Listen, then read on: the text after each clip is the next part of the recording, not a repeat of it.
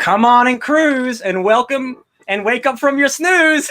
It's episode 250 of the Fake Nerd Podcast. I definitely had that planned. I'm joined by Emma, as always. Also my BFFs, Brandon T. McClure. Hello. And Ben Magnet. That's me. Sparks will eventually be here, but he's currently driving. He's driving with my hand you can't see for the visual people. It's weird because you get a shadow from the thing that's there, so it looks like you're being haunted by hands. Sparks has been celebrating his lovely fiance's birthday all weekend. Yeah. Oh yeah, it's a whole thing. It's been great. Yeah. Hi everyone. Hello there. Hi Brandon. I saw you recently. I saw both of you recently. What am I talking about? Yeah. We all hung out. We all went to see the movie we're going to review today. We totally did. I can't believe this is the 250th episode. That's crazy. It's true. Lord. We made it to 250, boys. I think of we just recorded that big Evangelion thing, and that was like recent, right? I'm like, no, that was like a year ago. That was 200. That was 200. That's 200. And that was also during the pandemic, which means that this is never going to end. Yep. And now we got that other strain. Happy dappy days. Get vaccinated again if you have to. We have links in the description though that everyone should be checking out. There are a couple of links in the description below because the week happens and we do things over the week. So the things that we did there is an Animation Station episode where Ben and myself talked about Transformers War for Cybertron Earthrise, which is the second season of the Transformers War for Cybertron trilogy. That's up there now. For anyone who is interested in hearing our thoughts on season 2 before we record our season 3 episode, which will be this week and it'll probably be up later this week. I'm excited though. Kingdom, that's it. So I'm excited. Yeah, Kingdom's up. I saw it on Netflix. I'm like, oh sweet, I get to watch that later.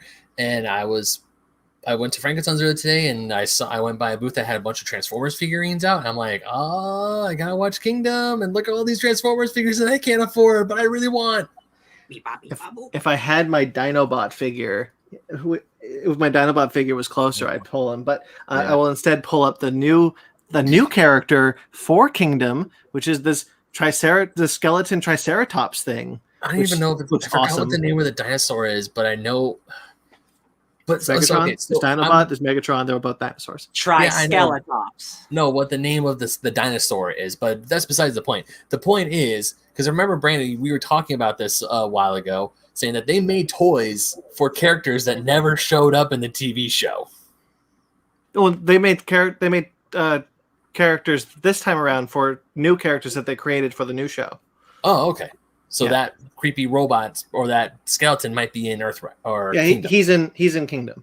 Okay, cool. I'm excited. That'll be up this week. Check out our thoughts on Earthrise before you check out our thoughts on Kingdom. Or if you want a refresher on Earthrise before you watch Kingdom, that's there as well. And then the other thing in the network was Conversation. I was a day late this time instead of a week late, so I'm getting better, getting back on schedule.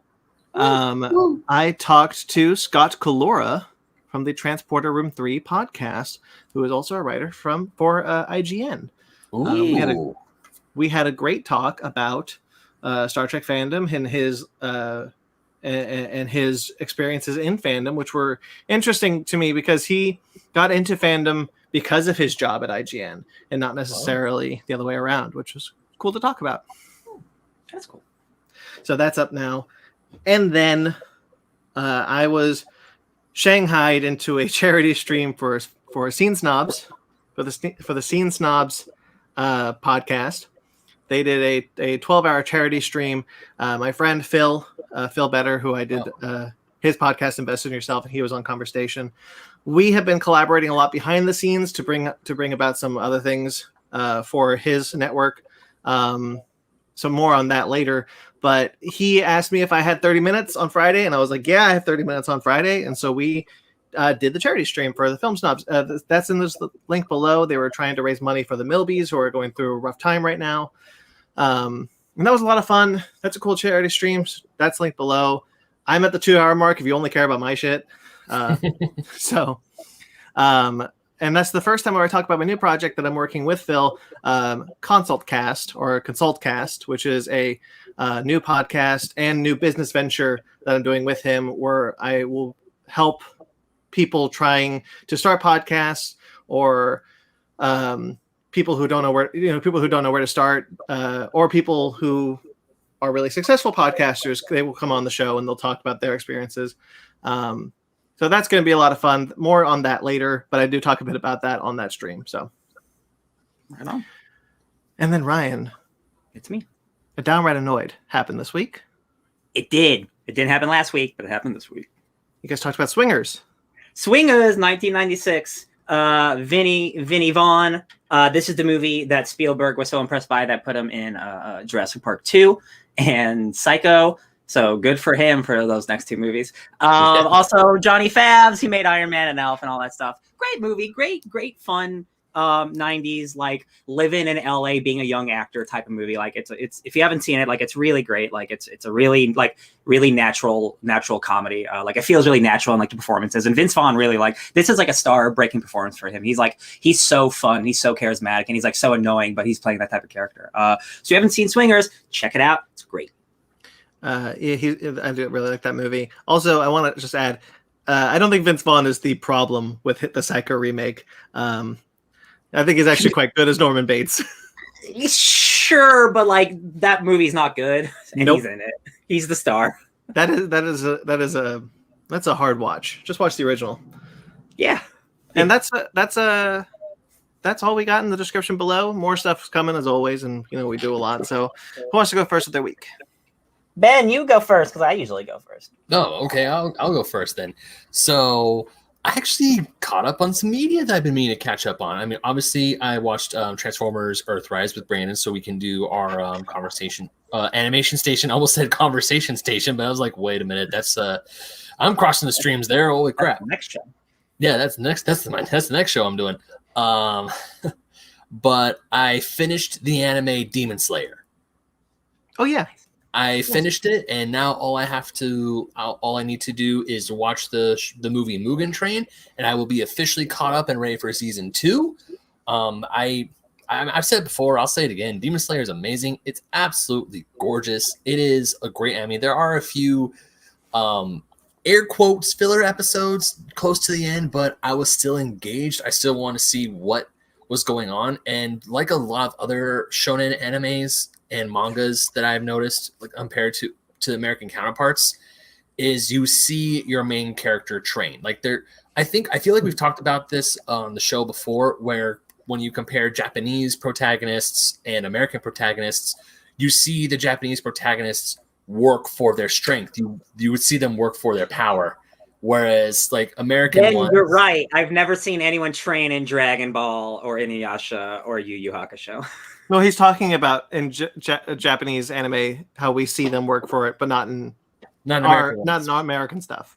Oh, we just have a quick montage. No, you're right. Sorry. Yeah, we just have a Rocky montage. Yeah, we right. just have I mean, don't get me wrong. Superman is brought up as an example. It's like he's given his gifts. It's like, but I mean, I'll give him the pass, but like, or like, yeah, you see Bruce Wayne. You just see the montages. You don't see the actual hard work, the actual bitterness, or what to quote Avatar: The Last Airbender, the bitter work, which apparently is what Kung Fu is translating into English. If you translate Kung Fu into English, it means bitter work.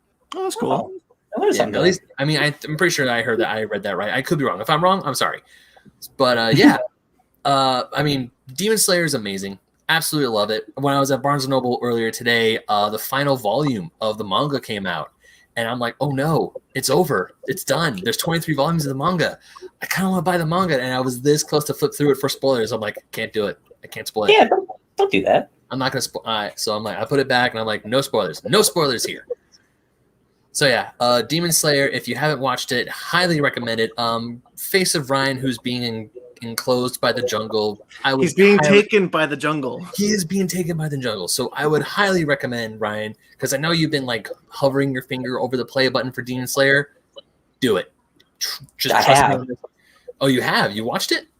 No, I have been hovering. That and Jujutsu Kaisen, I've literally started like 3 times each. And then I'm like, I can't get committed right now. I can't.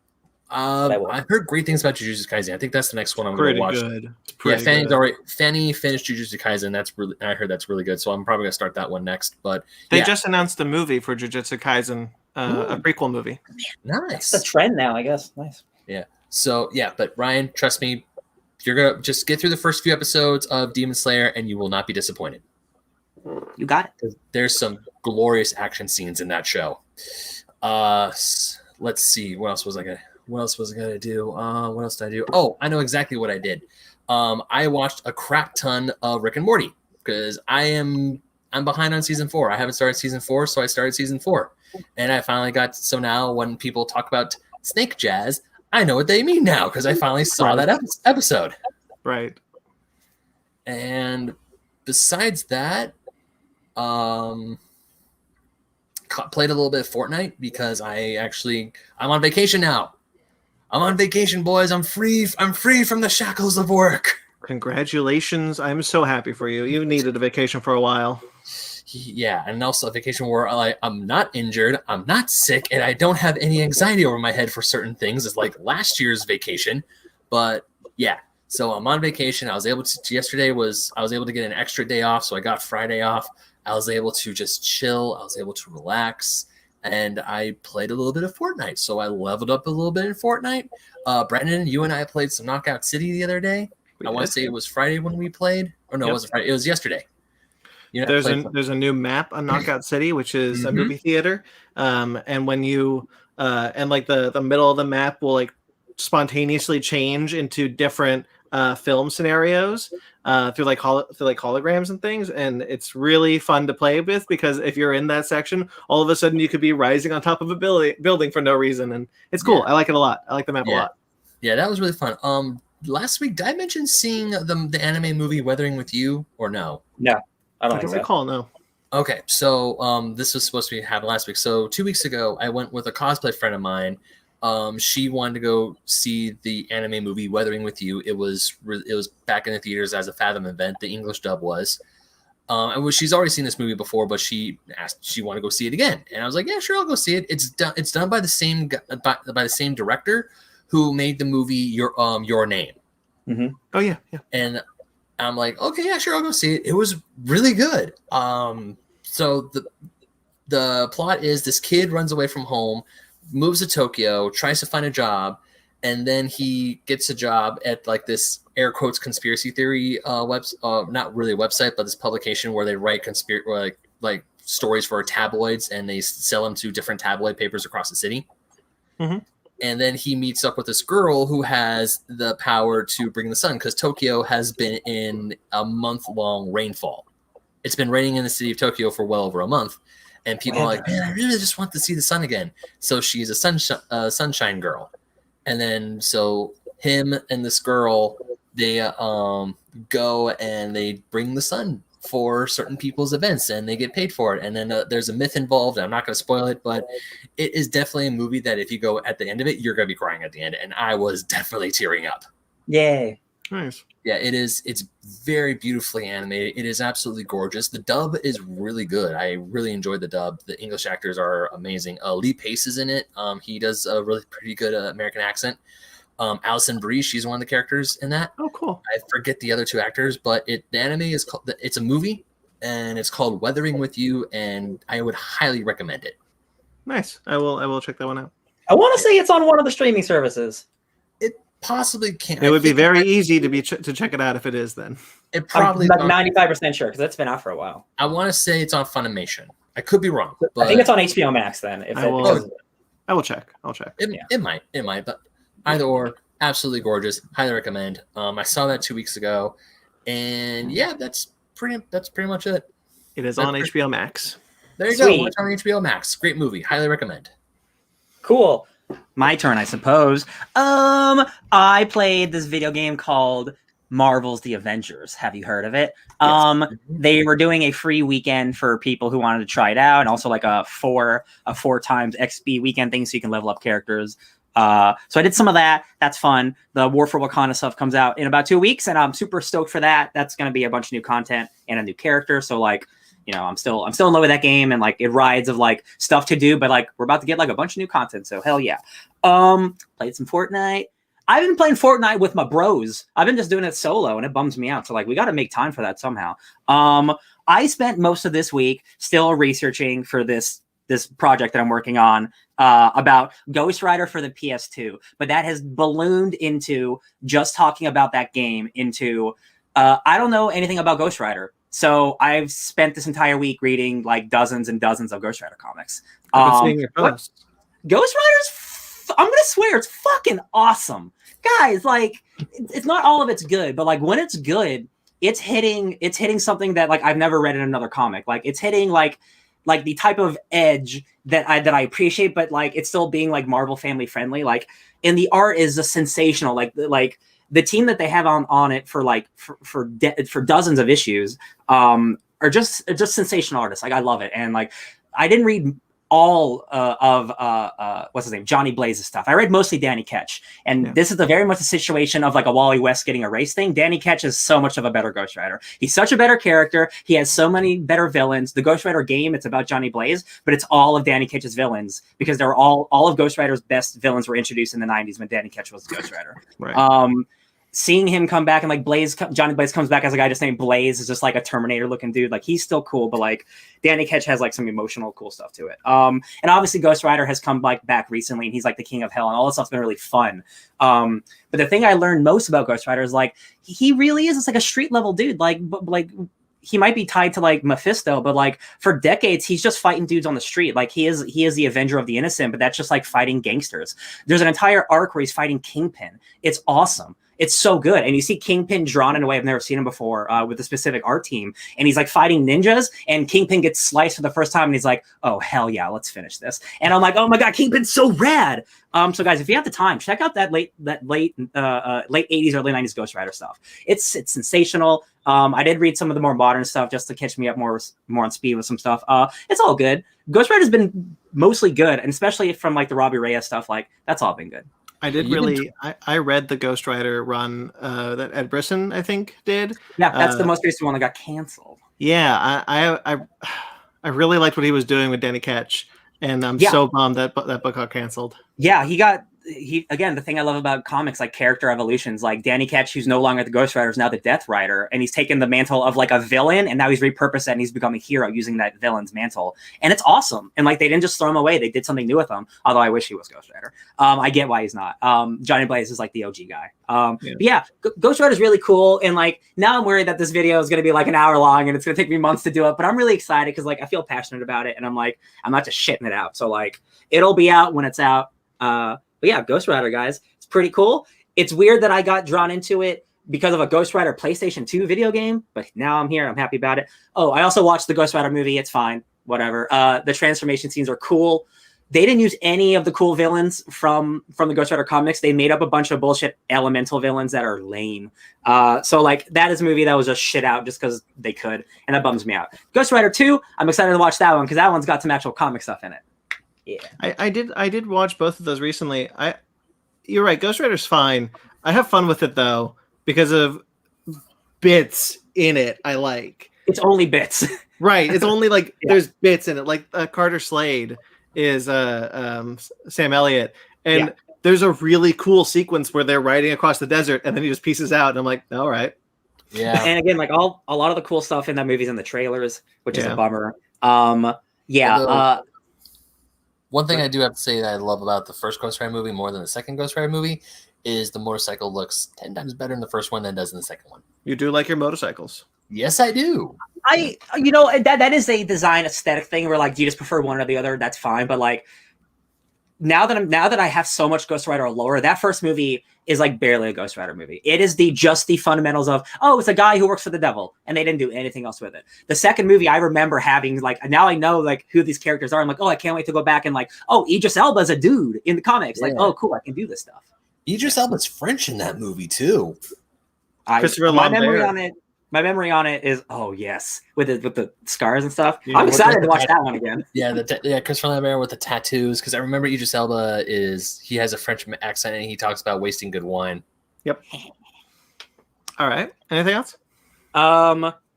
I think I watched some Superman and Lois with Sparks, and that show continues to just really, really impress me. Yeah. Yep, that's it. All right. I did end up doing quite a bit. I didn't realize it, but I got into I finished a lot of movies on like Saturday. I like started a bunch of movies on throughout the week with Zara, and then we finished them all on like Saturday or something. I can't do that. Okay, so there is a personal problem that I can't talk about on the podcast, but I'll tell you later, Ryan, that we were going through that is making her fall asleep super early, so we can't sit through a whole movie, and it's really frustrating. Gotcha. Okay, that's fine then. Okay.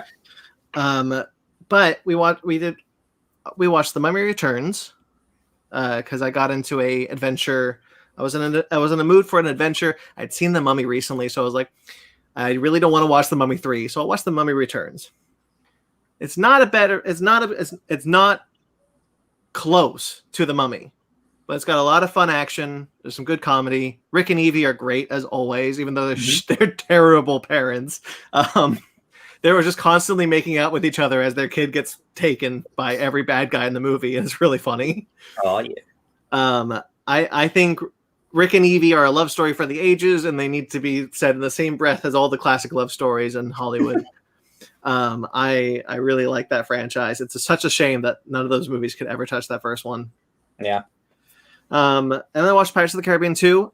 It's in a similar vein, doesn't touch the first one. But again, cool action, a lot of fun humor, good adventure. I think the end is really cool with the three-way fight scene.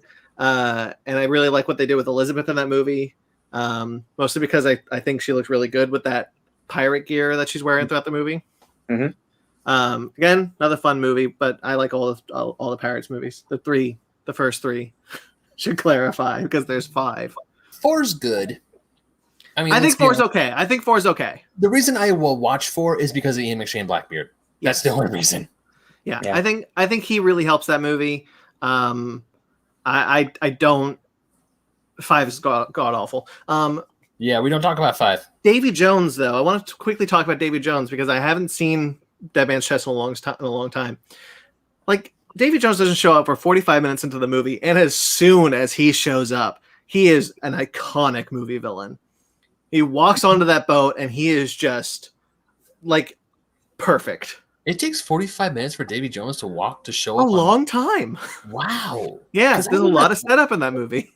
Dang. It's been a long time since I last saw it. It's like a two-parter, basically. Yeah, it's been a very long time since I saw Dead Man's Chest. And I thought he shows up at least in the first half hour, but I guess I'm wrong. No, it's after the half hour mark for sure.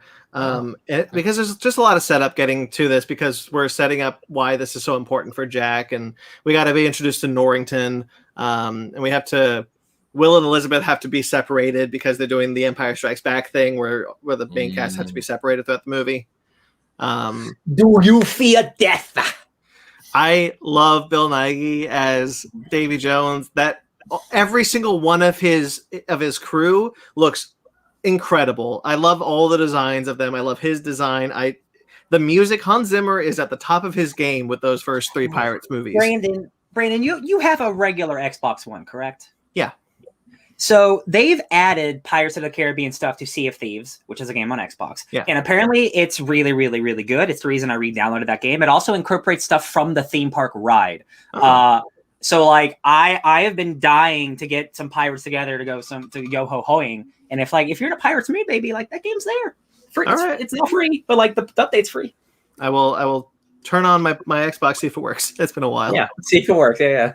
I just got a PlayStation 5, so I gotta hook that up now. Oh, that's true. No, never mind. Don't even worry about your Xbox. So funny enough, I was adding games to my game app cataloger that I have, and I was just flipping through the menu of Kingdom Hearts 2, and there's an ad for when Captain Jack Sparrow was put into Pirates of the Caribbean, like the actual theme park rides at Disneyland at Walt Disney World, and I was like, oh, yeah, because I actually went to opening day of when they opened the ride to the public. Like, they still had the seats up for the premiere the day prior. That's cool. Wow. Yeah, it was a trip. I watched the original Space Jam. That's not a good movie. But what's really funny about it is Michael Jordan I was watching the movie, and I remember Michael Jordan being a pretty bad actor, and I was like, he's actually not bad in this. Why was I? He's not good, but he's like capable. He's delivering the dialogue in a believable way, and then he gets to the center of the earth where the tunes are, and he's talking to nothing, and I'm like, oh right, he can't talk to. He's not talking to anyone, so he's bad. Yeah. He's not an actor. Yeah. Look, it's a all right movie. Those nostalgia goggles are a hell of a thing. Yeah. I watched Lethal Weapon for the first time. Richard Donner, Shane Black, Lethal Weapon. Woo!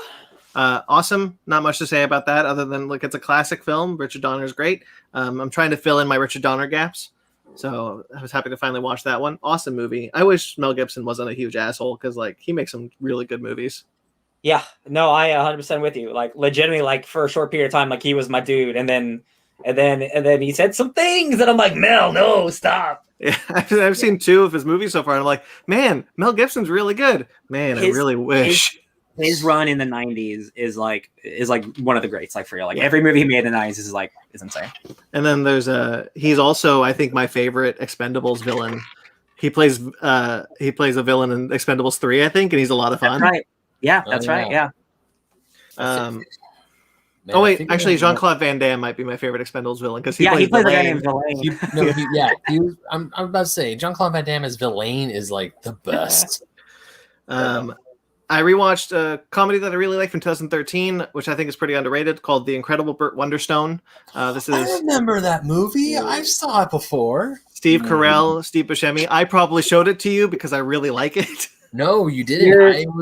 It was on Stars for a while when I was hanging out with Jeff and living at Jeff's house, and I would watch it because there wasn't anything else on. So I figured I'm just gonna watch that. I'll just watch The Incredible Burt Wonderstone because I find it a little funny. That's cool. That's the movie with the dinner scene with all the magician people, right? Yeah, it's the. That's Dinner for Schmucks. That's Dinner for Schmucks. Yeah. There are multiple magicians. Like Jim Carrey plays Chris Angel, essentially. Yeah. And which made me go down a rabbit hole of what is Chris Angel doing these days? I think that movie's really funny. Olivia Wilde, Alan Arkin, they're great. I like the magic tricks a lot. Mm-hmm. Wasn't that James Gandolfini's last actual film? Or no, it's not. Okay, I know what movie it is, but I don't remember the name of it. Yeah, because I think it's a drama. It was one of his last films. I know that. Well, technically, all of them are one of his last films. No. All right. Anyway, Ben. You know what I mean. I watched one episode of Behind the Attraction specifically because it was about Jungle Cruise. So I wanted to watch the Jungle Cruise Behind the Attraction episode on Disney Plus. Learned a lot about Jungle Cruise that I didn't know about. Most notably, that it is heavily based on, without saying it's based on, The African Queen, which was a 1950s Humphrey Bogart, Katharine Hepburn movie. Mm-hmm. So I watched that also. Nice. Definitely see where it inspired Jungle Cruise, the ride, and the movie that came out just recently. It's good. It's 1950s adventure movie. No supernatural in it. It's really just straightforward. We're gonna go destroy a German boat that's in the lake. It's good. I liked it. No conquistadors? No conquistadors. Shame. A lot of racism though. Oh, not surprised. Not surprised. Well, the movie came out when? The 1950s? 1951, yeah. Yeah, it makes sense. I don't like it, but it makes sense. I played some more Lego Marvel Superheroes, Lego Marvel Superheroes 2. I'm trying to beat that 100%. Unlocking a lot of cool characters. I just unlocked Hydra Cap. I didn't even know he was in that game. Moon Knight is really fun to play as, and I really liked a flyer that Falcon, who's got a cool costume, I think. So I went to go play that game again, and I went to go hit load game, and it says, "Oh, there's no game here."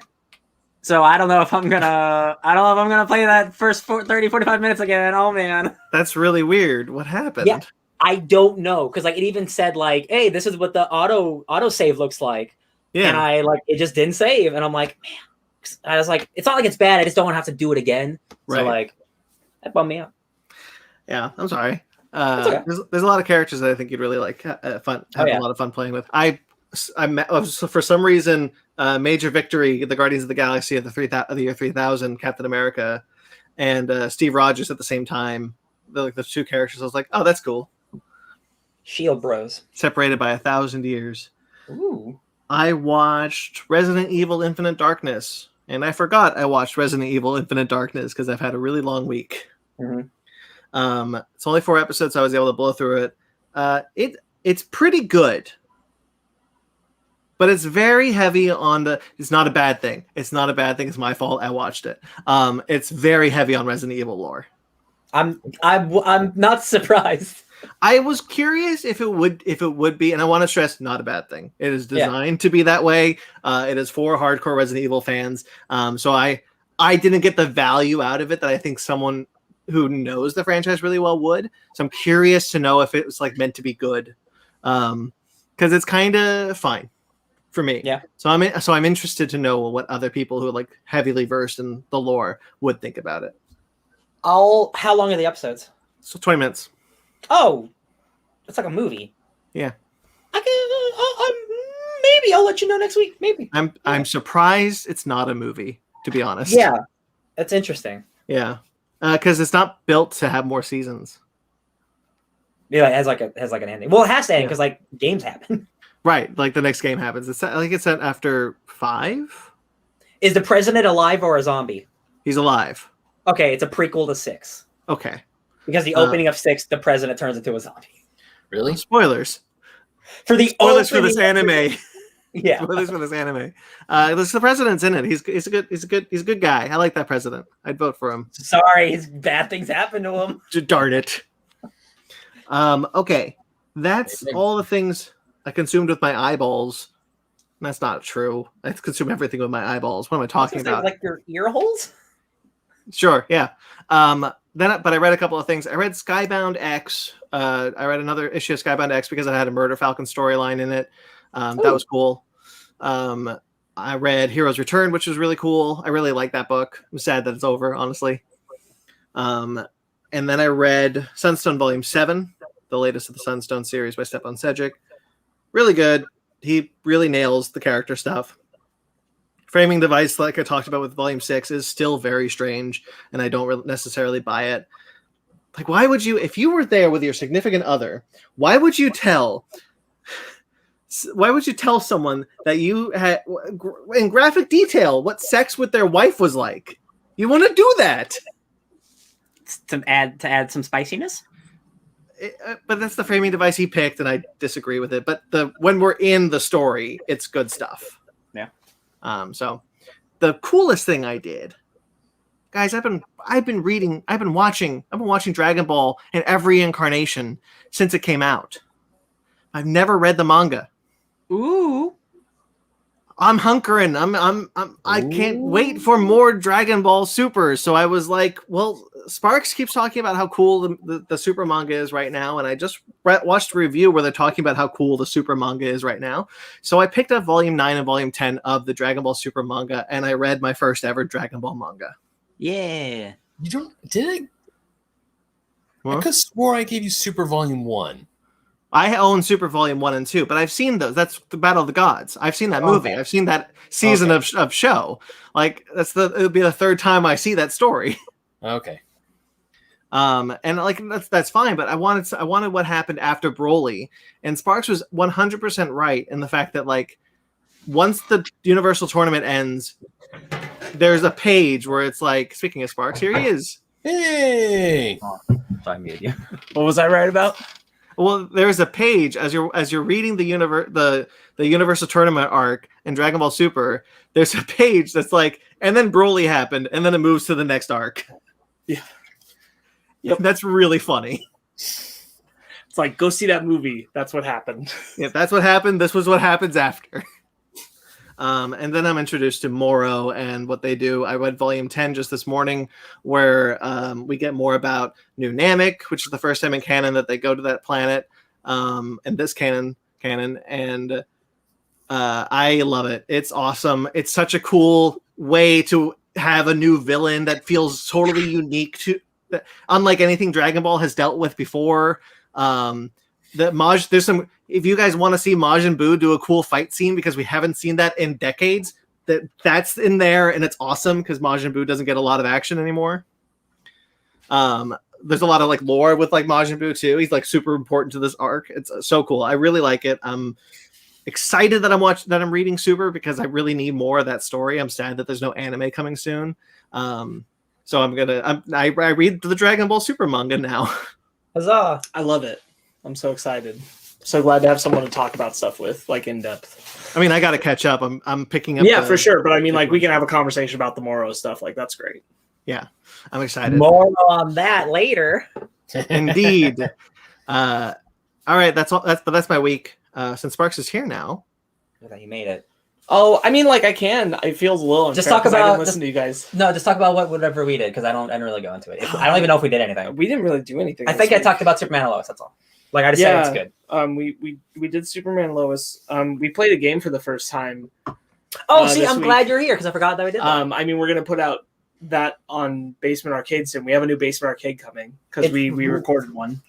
Nice. It's Halloween in August. It's spooky, and we'll drop it later this week. So look for that. Man, because I didn't do this last week, so what do I actually want to talk about? Yeah, what's You watched important? Space What do you Jam. want to talk about? I I watched Monsters at Work. I'm caught up on it. I've been keeping up on it with Megan. I think Brandon's overall correct about just the quality of the show from what he said before. I think some episodes, especially like this last episode and the third, I'm not sure, land better than others. Whatever one where they go to the baseball game. Yeah, that's a pretty good one. Yeah, and this last week's was probably my favorite conceptually. I don't I think that I've the seen. show. What was this last week's? Was this not the bowling one? What was the one after? It's the Inspector one. Yes, that's right. That's a pretty good one. The bowling episode was honestly like my most like, oh, this is like the worst of what the show can do. I think the worst, like the most damning thing about Megan and I were in agreement on it is just like they introduce a monster who's like Mike's rival, and he's literally just Mike but blue. Oh, that's lame. And I'm like, in a world of like such interesting monster designs, this is the most boring thing you could possibly have done. I mean, I guess it's the Marvel method, right? Let's do that. Yeah, it sucked. But I do think like there's definitely, especially with Mike and Sully, there is like that kind of mismatch between voice and animation that I was seeing in the trailers that is present in the show. And I think that is just maybe something that'll pass in time. I realize it's something I shouldn't say on the podcast out loud. You just did. Behind knowledge of like what we know from things, I'll say, of why I think that's the case, that it's like that. But basically, I do think that certain performances suffer in the animation. And it's just tough. You're watching a different team try to recreate Pixar magic, and it's not always working visually. Yeah. We've watched Motherland Fort Salem, but not this week. No, sadly. But it's cool. That means we'll have 2 next week. I read the Batman Fortnite comic, and I read all of it, and it's real cool, especially if you like Fortnite.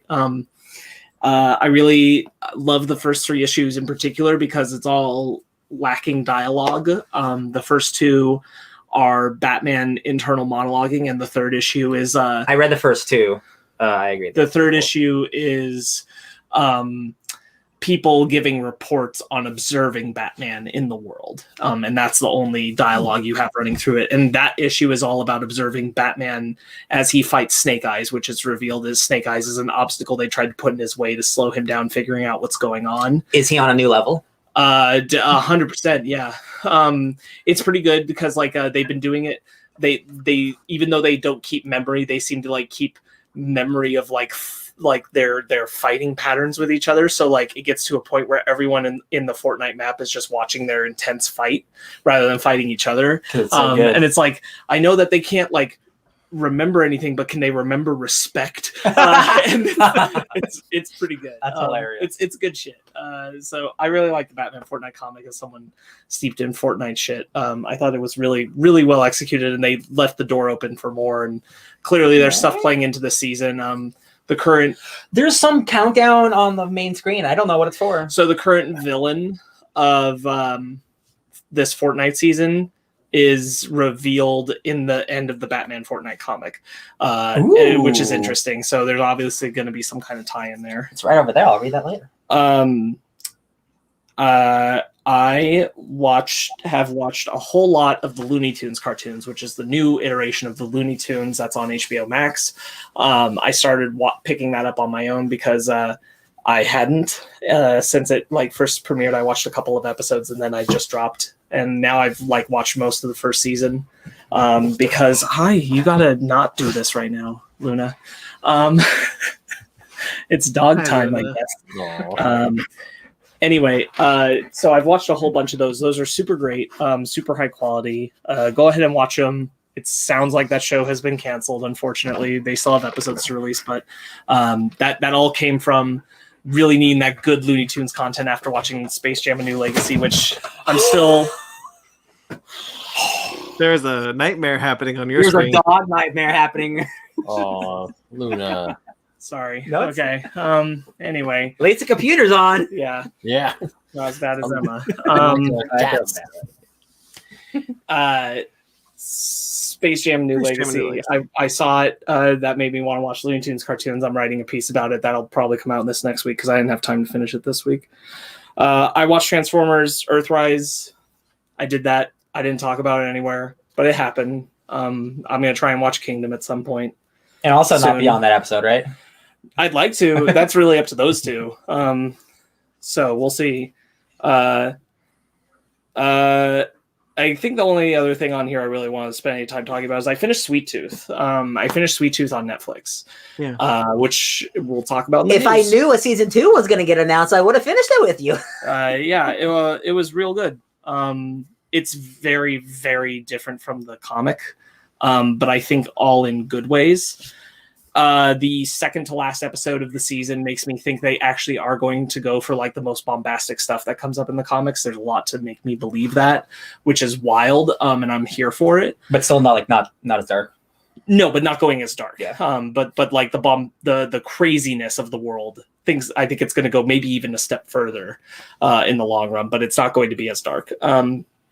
It's definitely going to take a dip towards that kind of darkness now because like a lot of this season in a weird way, I think every character that isn't Sweet Tooth, it's like this season is a prequel to their story in the comics. Oh, okay. Kind of almost like Preacher. Yeah. So like Dr. Singh is basically like the whole season is the arc to get him to where he's at in the comics. Oh, interesting. The arc with Amy, who is clearly like a step in for a different character from the comics. It's the arc to get her to the point that she's supposed to be at. Pretty much everyone but Jep and Sweet Tooth. It's just getting them up to that point and getting you to know them up to a certain point. Whereas Sweet Tooth and Jep are like taken all the way up to that in a different way with their story. But overall, I just really like the execution of it. I think that cast is really strong. I'm really happy for Nonzo Anansi, who has this role. Because he doesn't have that movie franchise. No, and I think he's a really great choice for Jeff, and I think he does an awesome job with it. And I really, now that I've seen more of him, I like the actor they picked for Abbott. I think he's real strong. We've met is it Jeremy? Jeremy or Jonathan? The one who is kind of special and checks in on them more. The one who's more sensitive for Abbott. I think it's Jeremy. Yeah, I think it's Jeremy too. We've met him at this point in the show, and I think he's got a really nice presence because he's very sympathetic to like Sing and the children and stuff. So he's a more important character later. But I really like him. I like his energy that he's bringing to the show because you only meet him in like the last 2 episodes. I really recommend like going back to it. We've met Billy. Billy is really, really cool because Billy is like a puppet. Oh, I love Billy. Oh, they don't CGI him. Right? No, they don't CGI him. He's like a Henson style like little puppet of himself. That's cute. Which is pretty impressive and cool. And it honestly makes him like even more engaging and appealing and cute. So he's a good sympathy play character. So I really like it. I knew that he was a puppet, but I thought they also CG'd him sometimes. There were a couple of times in the show where I'm like, oh, that's the CG version, obviously. And then I watched the behind the scenes, and that scene was a puppet. I was like, hold up. It looked too good. That's a good puppet. Yeah. That's awesome. A good puppet. Yeah, I thought they did a really great job with that choice. I think that was smart. I just think that the show provides something like it's kind of like the best outcome of adaptation, where I think like everything you really need to keep from the comic is there, but it's taking everything in such a fresh direction. It just feels like a whole new engaging experience. And I appreciate that. Like, I would never say like one should replace the other. I think like if the comic story appeals to you, like follow that to its end. It's well worth the time, I think. But the show is also paving its own path that I think is also worth its time. They're very good companion pieces of like different routes to take with the story. Love it. Yeah, that's awesome. That's it. That's all I really want to spotlight. There were other things, but like nothing I really need to dedicate any time to. Like, it's all just me like doing minor dips into things I've already been doing. Brandon, I keep forgetting you're caught up on Superman and Lois, right? I'm not. I'm a couple episodes behind. Oh, okay. So okay. Because we got to a point where like something was revealed about the villain, where I'm like, oh, word. Oh yeah, I did see that. Yeah, that's wild. Surprising and like not in a thing I would expect for that character, but like it makes sense and I think it's awesome. And it made me even more invested in the show. And I'm like, oh, this show is so good, man. When a thing happens where he makes the thing, and I was like, oh dang. Oh, word. What are we doing? So I told Ryan, because I'd kept my mouth shut for a few weeks. I'd had that spoiled for me. Sure. So when we were going into that episode, I knew by the episode title, I'm like, oh, this must be when we find out. But I waited and I waited, and then the reveal happened. Ryan's like, what? And I'm like, yeah, I'm really glad that you didn't know that yet, because I think that's real cool. Excited to see where that show goes. Yeah. I wanted to bring up real quickly about Dragon Ball Super is Sparks is totally right that what they're doing with Vegeta is really cool. His relationship with the Namekian people at this point in his life, really cool, and they dive into it, and I'm like, yes, give me that cool Vegeta content. Yeah. Vegeta is just so much the character with growth going on. Always has been, but like it's all the more accentuated in Super. Vegeta's great. Yeah, and it makes arriving to New Namek not feel like fan service, because it's important to Vegeta's story arc. Yeah, it's a character beat. It's relevant. Yeah, I agree 100%. All right, but shall we go into our bread and butter? Yeah. Absolutely. Yum yum yum yum yum yum yum.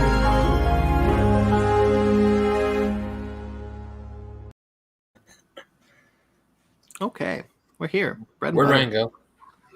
Oh my God, Ryan!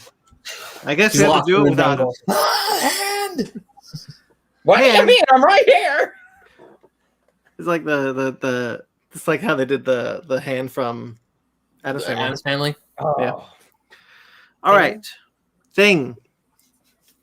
No, that's it. Yeah, Okay. Cousin It. It's Cousin It, and then there's Thing. Yeah. Okay, so we do have some sad news up top. This actually dropped today for the news. And this is also a little coincidental to something. Thea White passed away this week, and if you don't know that name offhand, she is Muriel from Courage the Cowardly Dog. Aw. She passed away this week at the age of 81 due to liver cancer. Oh. And her final appearance as that character is coming out soon. Yeah. Oh, In the crossover with Scooby Doo. Oh, that will be her great. final appearance as a character. That's kind of nice that there is one final thing, because like that franchise has been gone for a while, so that is kind of bittersweet. Yeah. Beloved character. I still hear more macaroni in my head. Yeah. After all these years. Can't hear you without my glasses on.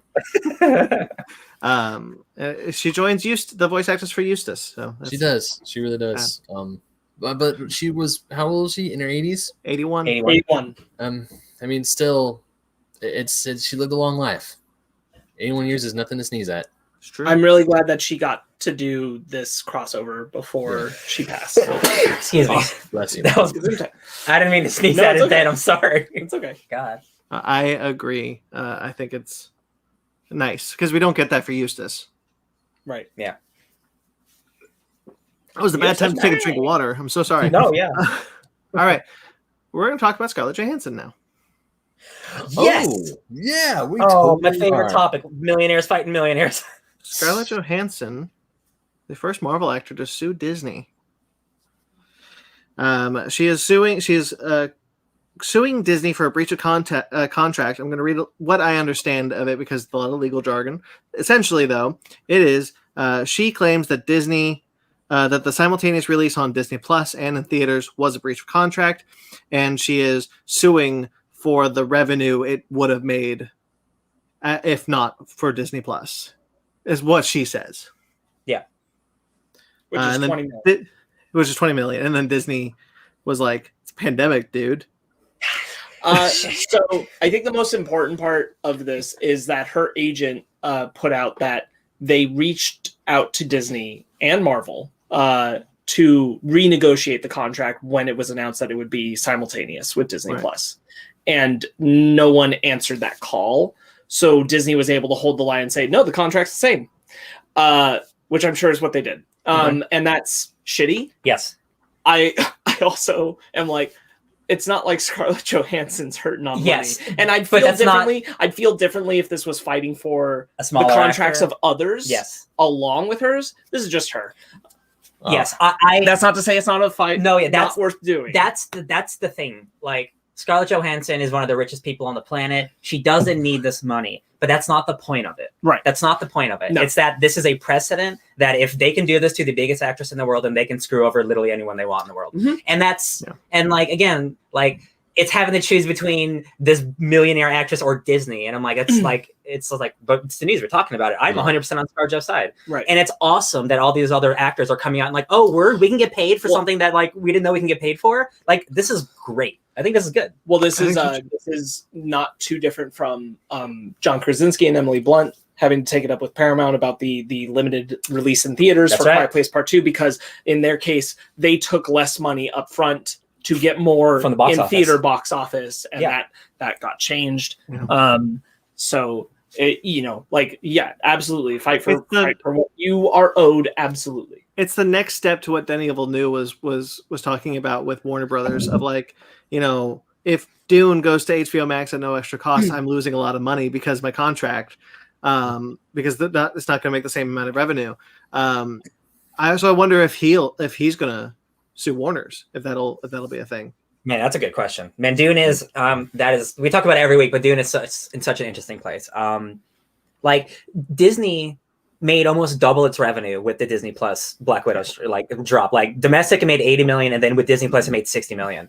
Like, again, ScarJo doesn't need that extra 20 mil, but if it's in her contract that she's supposed to get paid for as much stuff as it makes for domestic money, like, then it's only fair. It's just fair. Like, and it's like, I see so many people are like, oh, she doesn't deserve this money. She's so rich already. I'm like, it's not the point. Well, so like, and the whole thing is that like the contract was met in its original form, pre-pandemic, but the terms were not adjusted for a Disney Plus release because Disney didn't answer that phone call. Yeah. Like, they just ignored it. Yeah. And so they get to say, like, actually, we obeyed it. So that's why this is going to be interesting how they actually break this down, because technically her contract was met. Yeah. But they did not meet for renegotiation. And then Disney has the gall to be like, oh, like she blaming like her and COVID-19 and like all this stuff. Like, Disney's response was like, oh, you guys are definitely guilty. How callous of her to do this while we're suffering from a pandemic. And it's like, yeah, okay. Oh, you're guilty. Oh, hell yeah. I want to see if Disney has fully okay. Yeah, especially sad and distressing in its callous disregard for the horrific and prolonged global effects of the COVID-19 pandemic is Disney's statement. Yeah, that's we're guilty. Let's blame the pandemic. Disney, who definitely, absolutely did not let anybody who wasn't from California into their parks while they were saying they were restricting it to just Californians, 100%. Oh yeah.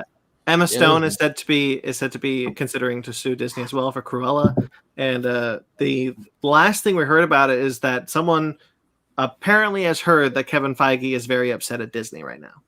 I'm sure he is. Yeah. Well, Kevin Feige also, like, it's important to note that Kevin never wanted it to go to Disney Plus. Yeah. And he was very, very clear about that. It's a movie. It's a theater movie is what he said. Yeah. All right. Anything else on that one before we move on? What's probably going to happen is, and I'm not a legal expert, so like, this is like from everyone I've seen on Twitter. What's probably going to happen is she'll get paid out of court. The lawsuit won't go any further because they don't want this to go any further. She'll get her money, and then we won't talk about it again. It'll be settled outside of court. There is one group in particular I'm watching with very deep interest if they're going to make a Mulan? movie because of this. No, Oh. Luca. Ooh. Luca, who got dicked hard. Yeah. I'm very curious if I something wonder changes over there. If they're because we know there are people at Pixar who are like, we don't know why this didn't get theatrical. It should have. Yeah. I would. They were actively upset about it. There was a whole Yes. thing that came Yes. out So I'm very No. interested on if there's something that happens there because of this. Yeah, me too. Luca, which I watched again recently because my mom hadn't seen it and Mhm. she's here. Incredible film. Absolutely love that movie. Quick note for Luca, very minor spoiler. Practically not, but if you care, skip ahead if you haven't watched Luca. Also go watch Luca. When we did our review, I didn't think about talking about how important the small how well done the subtext of the dad having his arm be a thing that's how he was just born into the Massimo. world. That the relevance of that to the story is that's why he's so accepting of them as sea monsters. He knows what it's like to just be who you are in the world, Mhm. and the world not necessarily love you for that. And I'm like, that's so subtle and incredible. Go watch that movie again. That movie's great. hell yeah. Do you guys think we need more Batman in the world? See, What kind of Batman? it depends on the week, Brandon. Because a week ago I was into it. 2 weeks ago I wasn't into it. So it depends on what you gotta say. Are we talking comic books or just general media? Because, Well, Ben, let me tell Actually, you what the news is then. actually, to be perfectly honest, no. I think we're good. We have enough. I'm sorry to say then, Ben, we are getting a new Batman actor in the form of Winston Duke, Black Panther and Oh yeah, no, we need own. more Batman. Oh, this is the We good need more one. Batman. This is the good one. Never mind. Yep, I'm okay with that. Never mind. I Winston- retract my previous statement. Winston Duke has been cast as Batman in the upcoming Spotify podcast. Jason Isaacs has also been cast as Alfred. We absolutely need more Batman this week. Yep. This is awesome. I love this. So Ben, Yep. you and I are the only people who have listened to superhero audio podcasts because we listen to Wolverine. Yeah, I finished The Long Night. I started the Bayou one, but I haven't finished it yet. But the point is, Yeah, the point superhero is- audio dramas work. They're really good. And especially with detective work, which is what that Wolverine was. It was like a detective story. Batman is the world's greatest detective. Richard Armitage as Wolverine was fantastic casting. Oh my Absolutely. God. Yeah. So this, I'm so stoked for this. And usually when they're on Spotify, they're free. So as long as it gets clicks, we'll get more of them. So this is hella cool. They talked about. Go ahead. No. Now hearing that Winston Duke is going to be Batman, I'm like, I'm good. Yeah, I could use a little bit more audio drama. Batman, give me something else to listen to while I'm at my soul crushing job. Sure. Great voice. So this will be a dark psychological take on Batman and his rogues galleries. It actually is a very interesting take on it because this is what it says. When audiences meet Bruce Wayne, he is a forensic psychologist working in the bowels of Gotham Hospital and tasked with examining the victims of the Harvester, a gruesome serial killer preying on Gotham citizens. Not only will the superhero be forced to face his own mental demons, but he will also have to overcome them in order to save the citizens of Gotham as his alter ego, Batman. That's interesting. All right. Yeah. They're like, make him be a crime detective guy. Okay. You had me at Winston Duke. Yeah. Basically. You had me at Winston Duke, but the Harvester, I feel like that has potential for Dollmaker status. Where actually no, Dollmaker was introduced in the comic books. Never mind. Crap. Never mind. Also, I wouldn't consider Dollmaker a legendary villain. No, but When he first showed up, though, when he first showed up, excited. Detective, all right, New 50. I still have my copy of Detective Number 1, New 52. It might be a third print. I don't care. But when he first shows up, it cuts the Joker's face off. That was like, damn, this is going somewhere. And then it did, and then it totally didn't, and it bummed me out. He was only in that one story. Yeah, freaking. And they brought him in on a Gotham for a hot second. That was a Stop. Oh, that's right. No. All right. Except he was the Dalmaka, that one. I shit you not. That's what they called him. I stopped watching Gotham after season 1. I cannot comment. Good. Um, You didn't miss much. All right. Well, anyway, moving on to some television news. Hawkeye. We are eagerly awaiting the next MCU TV series, Hawkeye, with Jeremy Renner. And eagerly. Almost like a hawk. Oh, dang. What's the actress's name? I'm so sorry. I love Haley her. Steinfeld. Haley Steinfeld. I got there. Haley Joel Osment. I got there on my own. We will be seeing Jeremy Renner's return as Hawkeye on November 24th. A couple weeks after What If ends. That's crazy.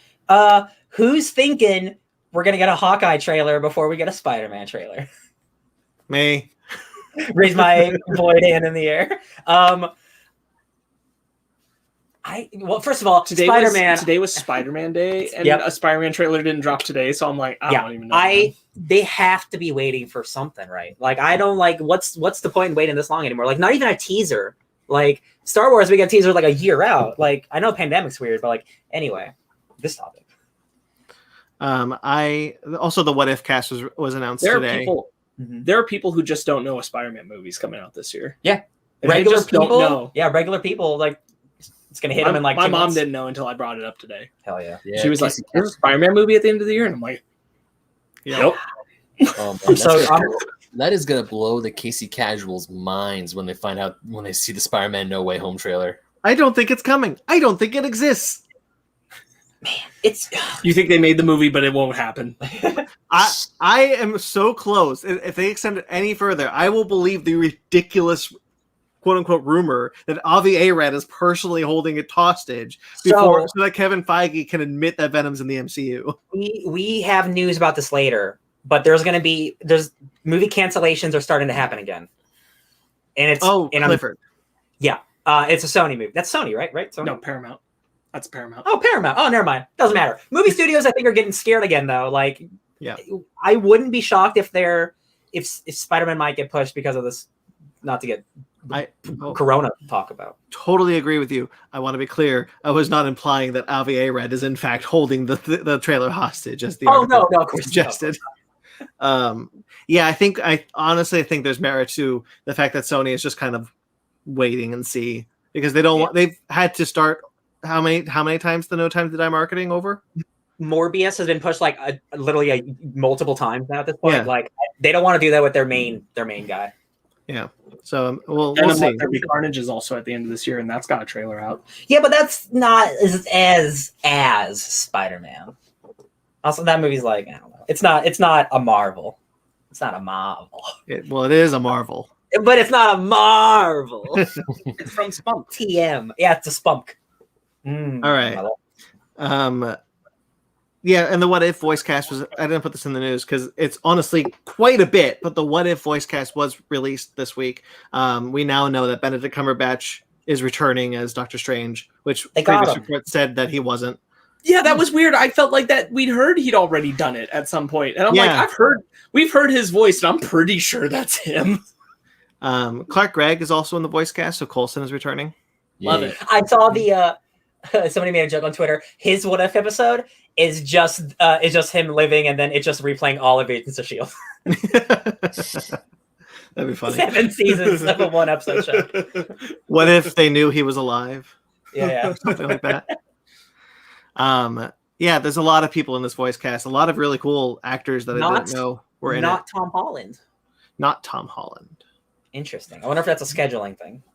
Or a Sony thing. Oh, that's even worse. Yeah. Avi Arad is holding Tom Holland hostage. He's got a gun to his head. Kevin Feige can admit that Venom is in the MCU.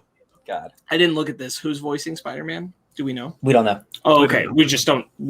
People are assuming it's going to be like Yuri or like somebody like that, but like we can't confirm, Yeah. There was another person that I saw in the voice cast that I was really excited about, but I cannot remember the name anymore. Oh, later. Christopher Lloyd. I would assume if it's not Tom Holland, it'll be whoever's voicing Spider-Man on Disney TV right now. Yeah, somebody like that, yeah. Oh, sure. Well, we talked about it briefly. Sparks just finished the first season, but Sweet Tooth has been renewed for season 2. This is Jeff Lemire's first ever adaptation. This works. Getting its first ever. That does work. It does. It's season 2. It's very frightening how well that works. I'm super stoked. I watched the announcement video. They sent them all. There's a giant chocolate bar that said season 2 on it, and the kid who plays Sweet Tooth had eaten half of it by the time they filmed the video. That's cute. So obviously I haven't finished it, but you finished the comic. And we were wondering, was this going to be like all of it in one season? How much do they go into the comic at the end of the season? Again, like this is, aside from Sweet Tooth story, this was all pretty much like set up to get to where the comic is. So like the end of this season is like even before where we finished in the comic, because he just got to the kids. Oh, in the like farm he just met, like the end of the season is him ending up in the place with all the other kids. That's like all the hybrids. That's like early in volume 1. Okay. Yeah, that is like Preacher then, like set up before the comic. Okay, that's cool. So they've done all this work, and now the story will be if I were to take a guess, because of like kids growing up and that kind of thing, I'd say that the sweet spot is 2 more seasons. Yeah. If I were to take a guess, but honestly, they've taken so many liberties that there is a path where if they wanted to, they could get it all done in one. With Netflix, I would hopefully they try to get it done quicker than. It's either 2 seasons or it's 3. It will not be more. Yeah. But I could see a path where it's just 1 more season and they're done. But I can also see them being able to take it to a 3rd season. Yeah. There is one other key element in the finale that is not part of something in the comic that makes me think they're going to speed up some of the back end of the comic all the way into this like early part of the story. So if I were to take a bet on it, I'm leaning towards that there's only 1 more season, because it's a safer bet. They get to tell the whole story. I think that's probably the path they go. It could go either way though.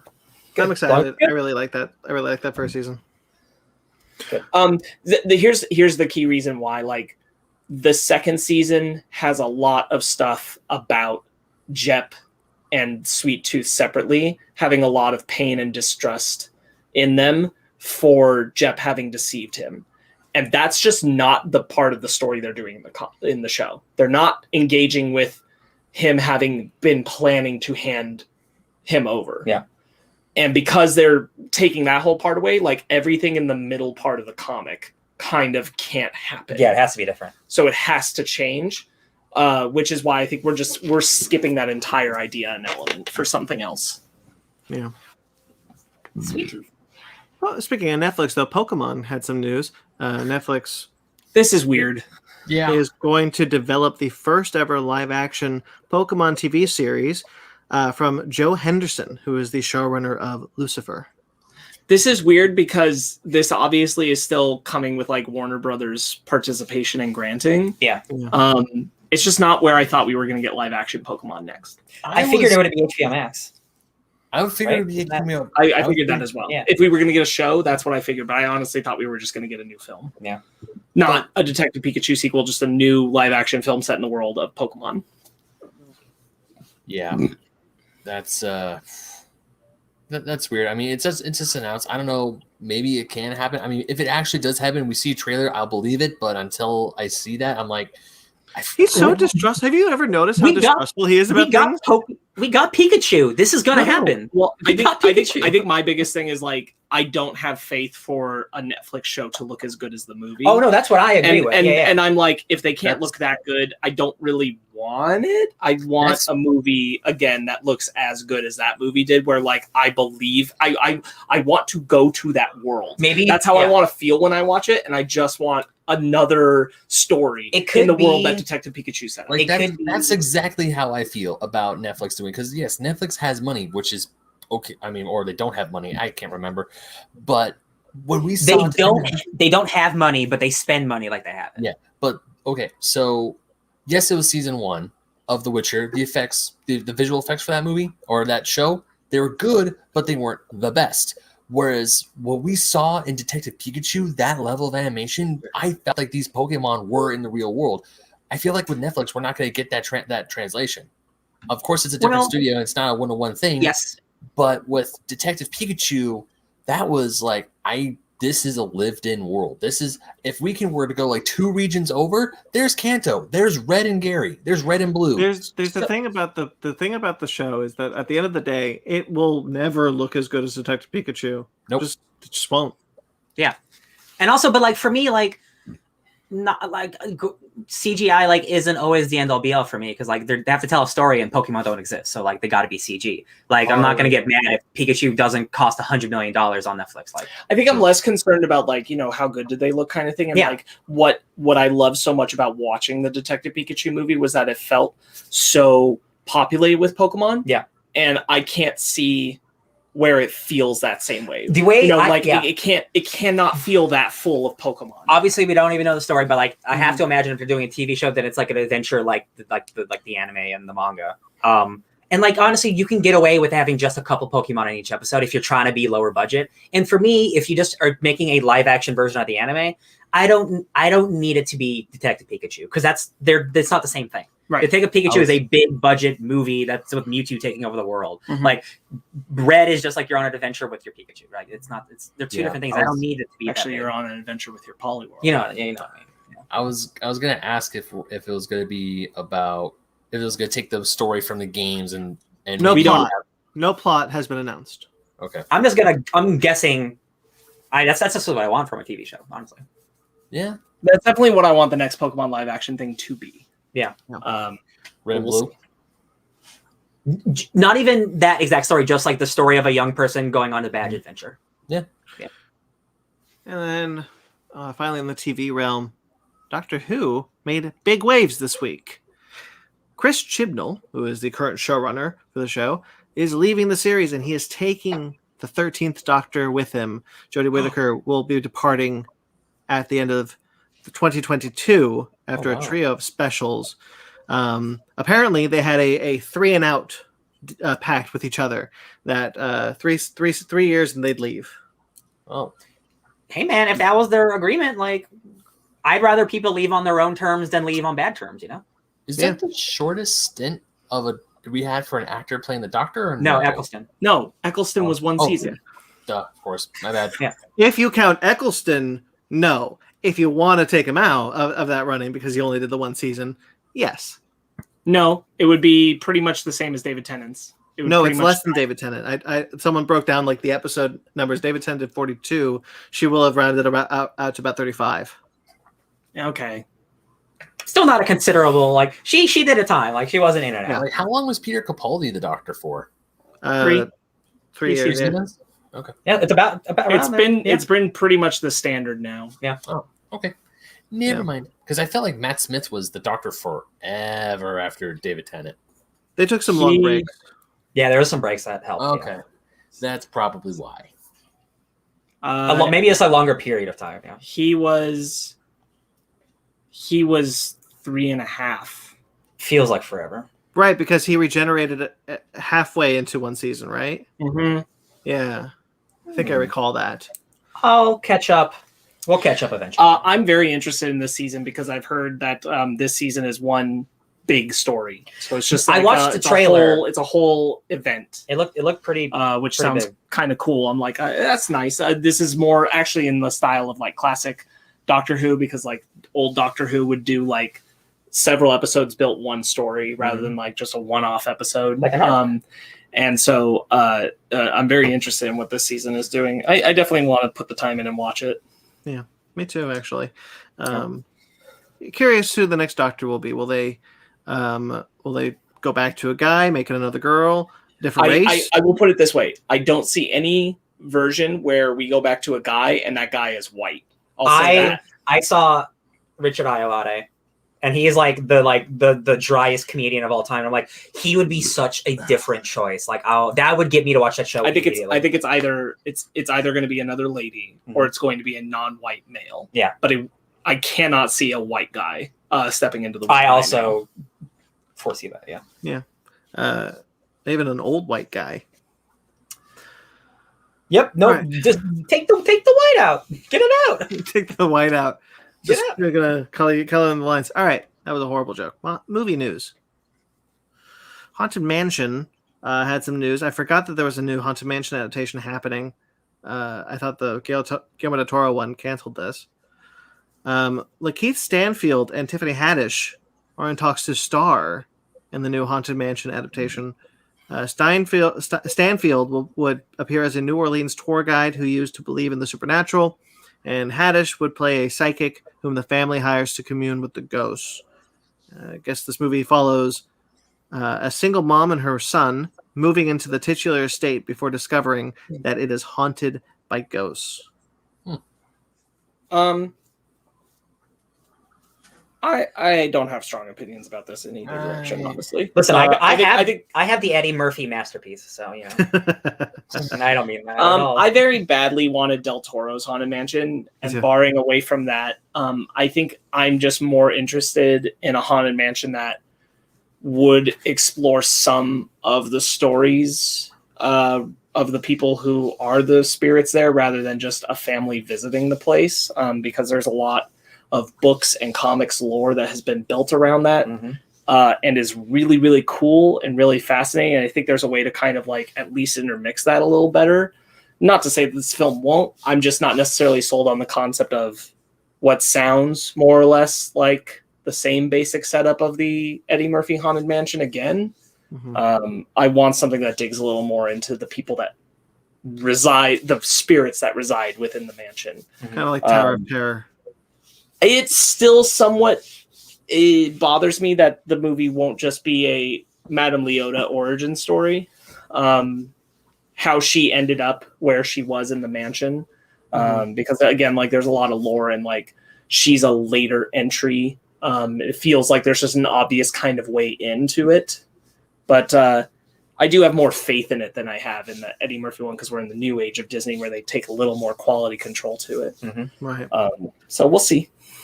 But yeah, certainly like it breaks my heart that Del Toro didn't get to do it, with how much he spoke about that being a passion project of his. Yeah, I remember Favreau and Del Toro were talking about their Disney movies at the same time at a panel we went to at Comic-Con. They were both really excited, but both those projects didn't end up happening. You know how it works with Del Toro. We don't know what he's really working on until a trailer comes out. Yeah. That's how it works. Yeah, but in this case, like we know that Disney kind of passed on his pitch. No, I know, but I mean, it's just a bummer. He's just always working on something. Yeah, for sure.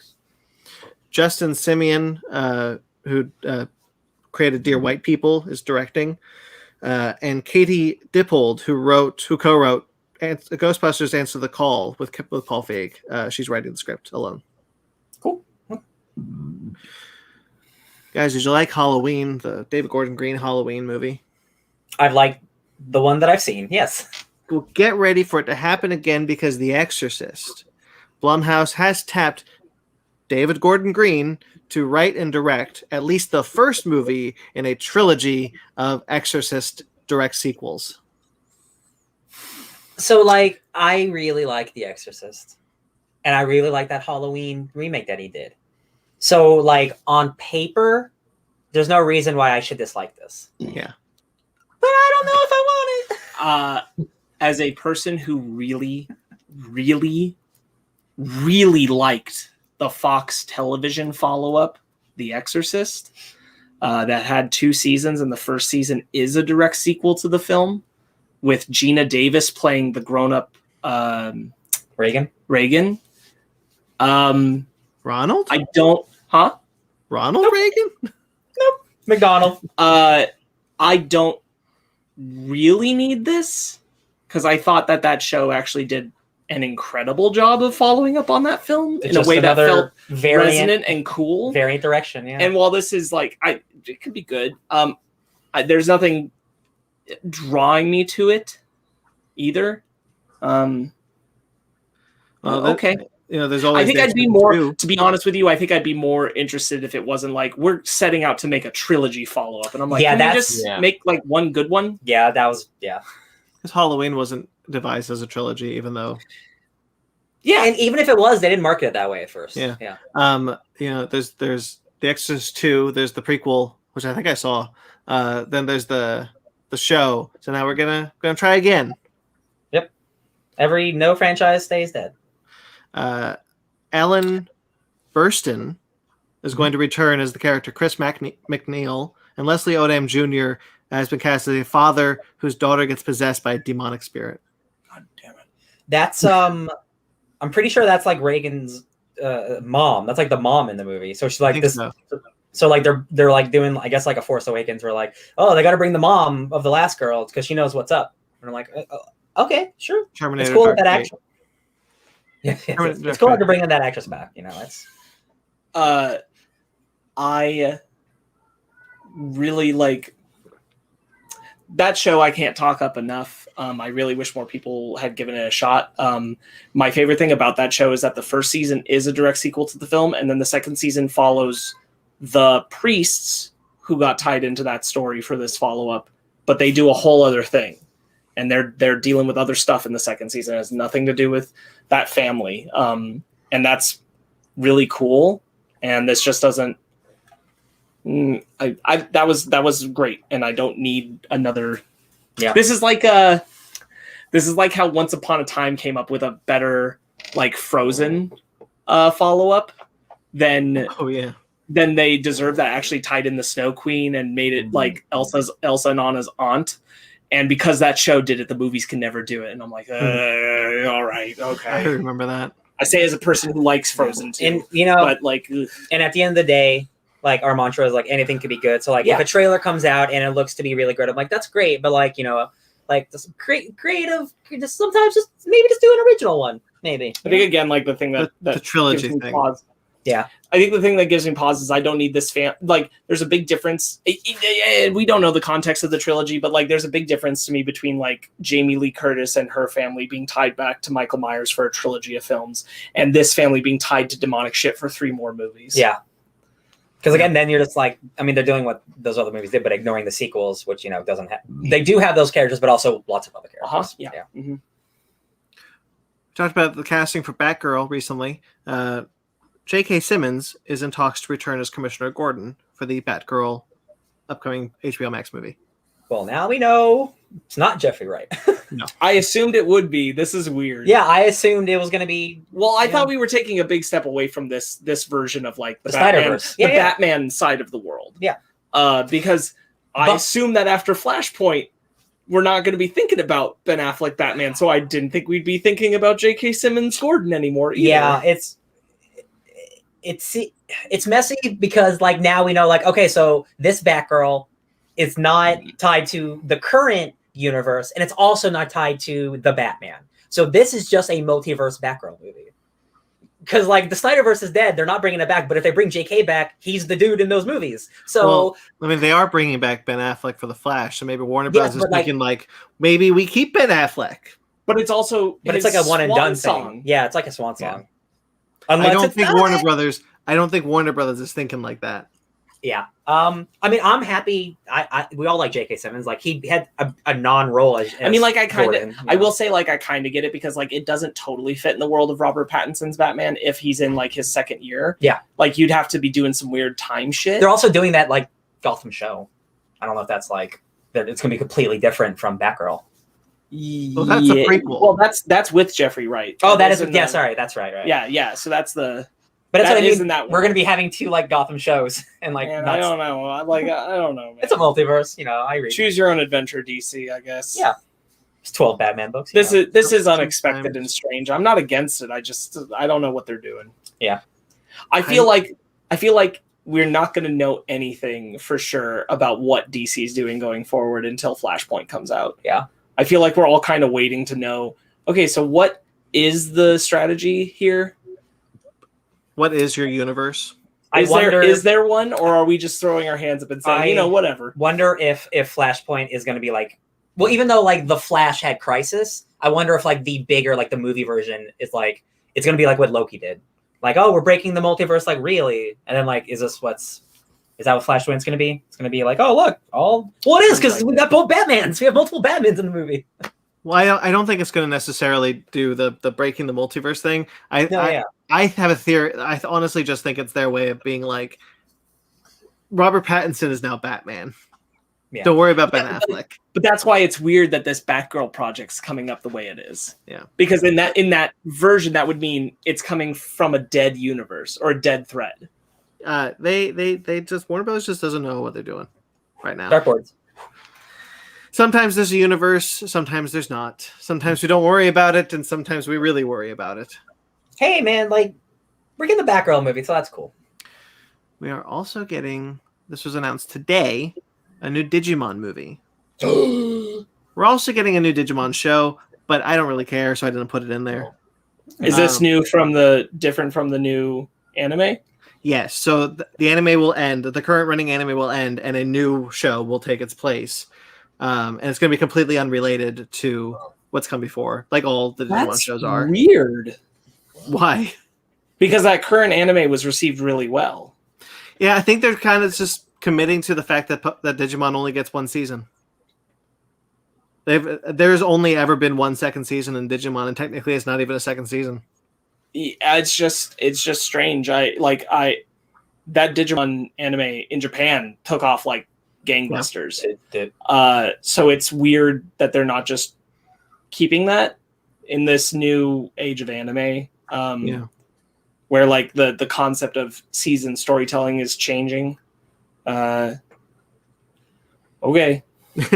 Well, anyway, but the big news kind of for us, being the old guard of Digimon that we are, is that the Adventures 2 cast are getting a new movie set after Digimon Last Evolution and Kazuna, which is the last movie for the Adventure 1 kids, Ty and Matt. Ooh. So I have that movie. I got it a few weeks ago.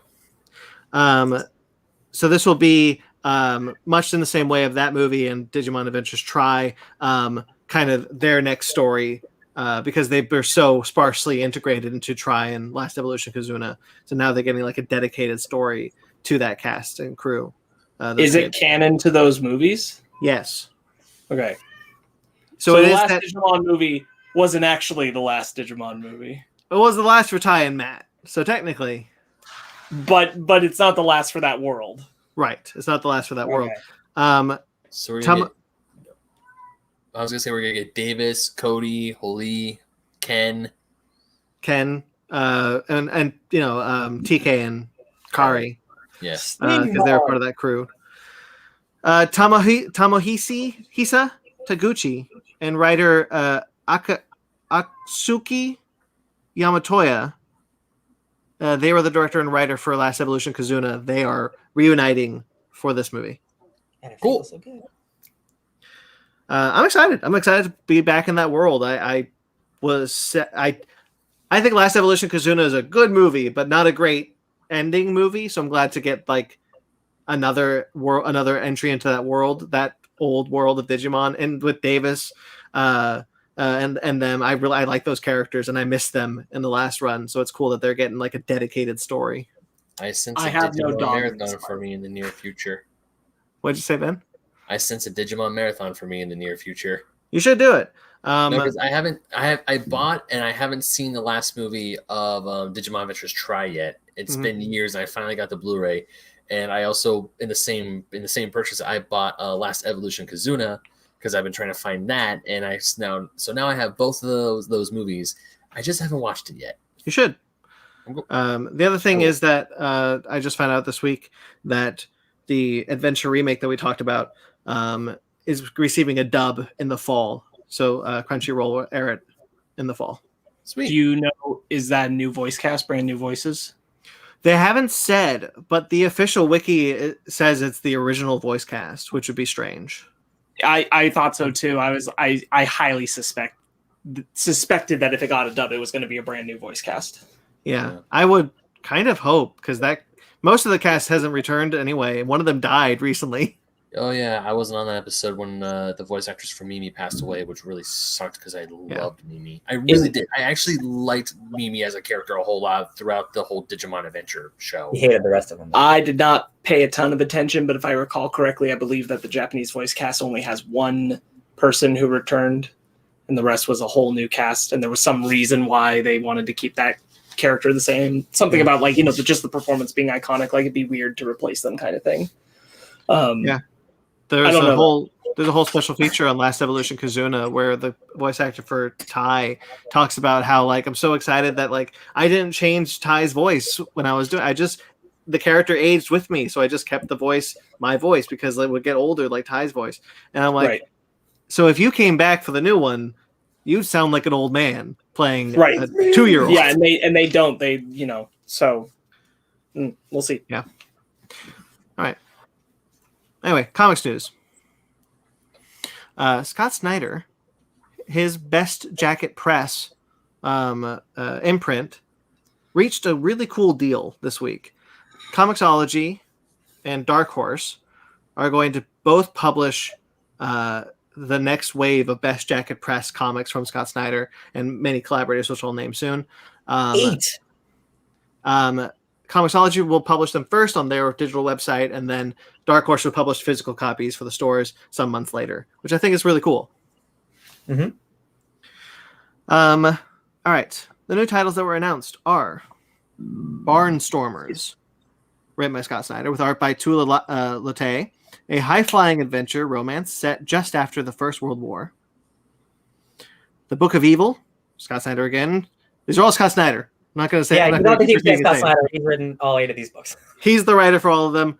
The Book of Evil will be with Jock, a prose story about 4 young friends growing up in a strange near future where over 90% of the population are born as psychopaths. Mm-hmm. Canary, with art by Dan Panosian. It's 1891. It's 1891, and a mine collapses into itself. Find out what the dark substance found 666 feet underground is in this horror western. Sounds cool. Mm-hmm. Clear, art by Francis Manipul, a sci-fi mystery thrill ride into a strange dystopian future where a neurological internet connection is transforming reality. The Matrix. Duck and Cover, with art by Raphael Albuquerque. A manga-influenced teen adventure set in the strange post-apocalyptic America of 1955, in conjunction with Albuquerque's Stout Club Entertainment. So they're both imprints are publishing that. Dudley Datsun and the Forever Machine. Jamal Eagley and Juan Castro as the artists. A rollicking adventure story about a boy, his dog, and a machine that controls time and space. What could go wrong? Night of the Ghoul, art by Francesca Francavilla. A dazzling work of horror, intercutting between the present-day narrative and the story of a lost horror film. And then finally, we have Demons, with art by Greg Capullo and Jonathan Glapian and Scott Snyder. Did I mention these are written by Scott Snyder? Yeah.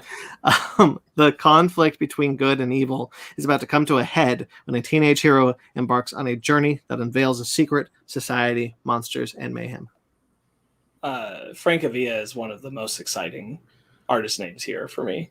Every single one of these artists is an A-lister. No, I'm not. No, I know. I'm just like you can be excited for literally any one of these names, and like, Francavilla is more well known for like their the poster stuff. work.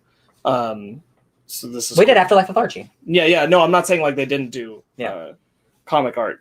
Just their posters have really been a dominant takeoff for them. So cool to have them coming back for a comic like this. Are all these like they're one and dones, no ongoings amongst these? It didn't say specifically. I would imagine they're minis. That's what I'm suspecting too. I was just curious if anything was like this. These are minis, but these two are ongoings, or this one's an ongoing, or something. Yeah, Okay. they didn't say specifically. But yeah, I think that's really cool that he's like looking out for his artist collaborators. He's like, let's collaborate with some of the best names in comics and do this cool deal that gets everyone paid well, and we'll. This is very much Scott Snyder walking the walk after talking the talk when he said he was done with over at DC. Which I'm glad to see. Yeah, me too. A lot of these sound really cool. Yeah, there's a previews for all of them out. And like I love Tula's work. Like that, everybody's work here is like so exciting, and like I can't imagine that these are ongoings because all of these guys are like A-listers who like don't do 12 issues of comics. Right. Like they're too good to do that. So like I have to imagine that a lot of these are going to be minis, which is fine. Just a nice trade to have. But like again, 8 new comics from like Scott Snyder and the best artists in the world. Like it's getting paid, getting comics made. I love it. Nothing to sneeze at. Oh, A lot of these creators, this is their first indie creation. They're like like they own it. What's it called? Oh my god. Creator owned. Yes. Yeah. First ever creator owned projects. Well, guys, I asked the question again. Do you want more Batman in the world? Do we need more Batman in the world? I mean, I'm content this week with Winston Duke. So what are we talking about here? Well, how about a new Batman comic from the Black Label? No, too many. No, hold on. Keep going, Brandon.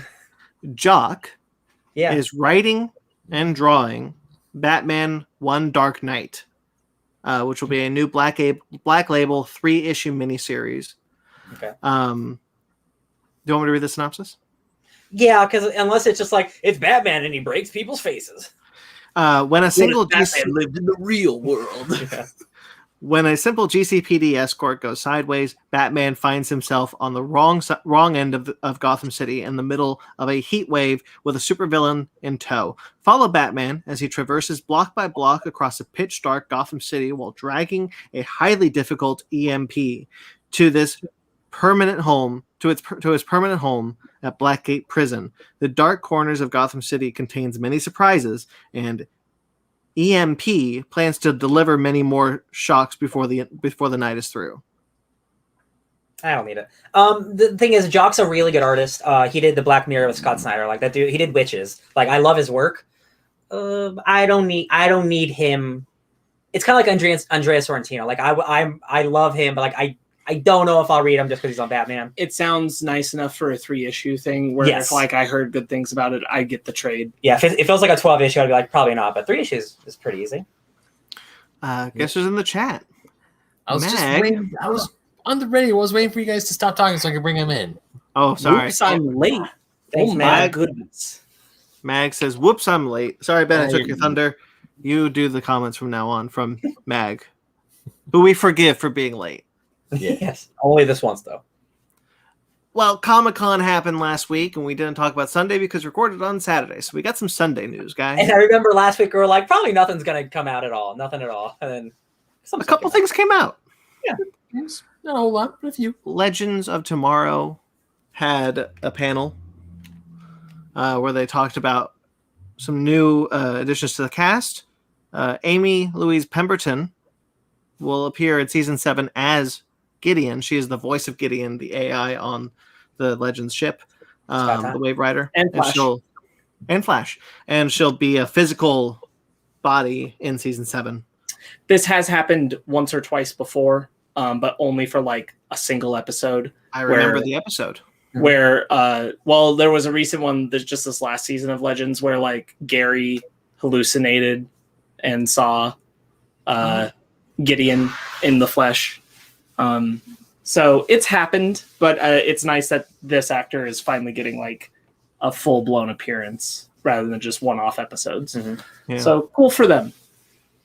And then Matt Ryan is leaving the Legends of Tomorrow as John Constantine and returning to Legends of Tomorrow season 7 as a different character altogether. That makes me think Constantine's coming somewhere else. Well, he claims he's retiring the role of Constantine.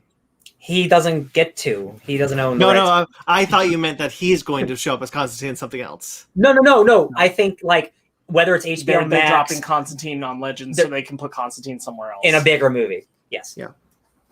Probably. Yeah. I haven't caught up on this season of Legends, so I don't know. I have nothing to say about this. Really, I watched the trailer for this. Did you watch this trailer? I watched. I'm caught up on Legends, and you're not. It's crazy.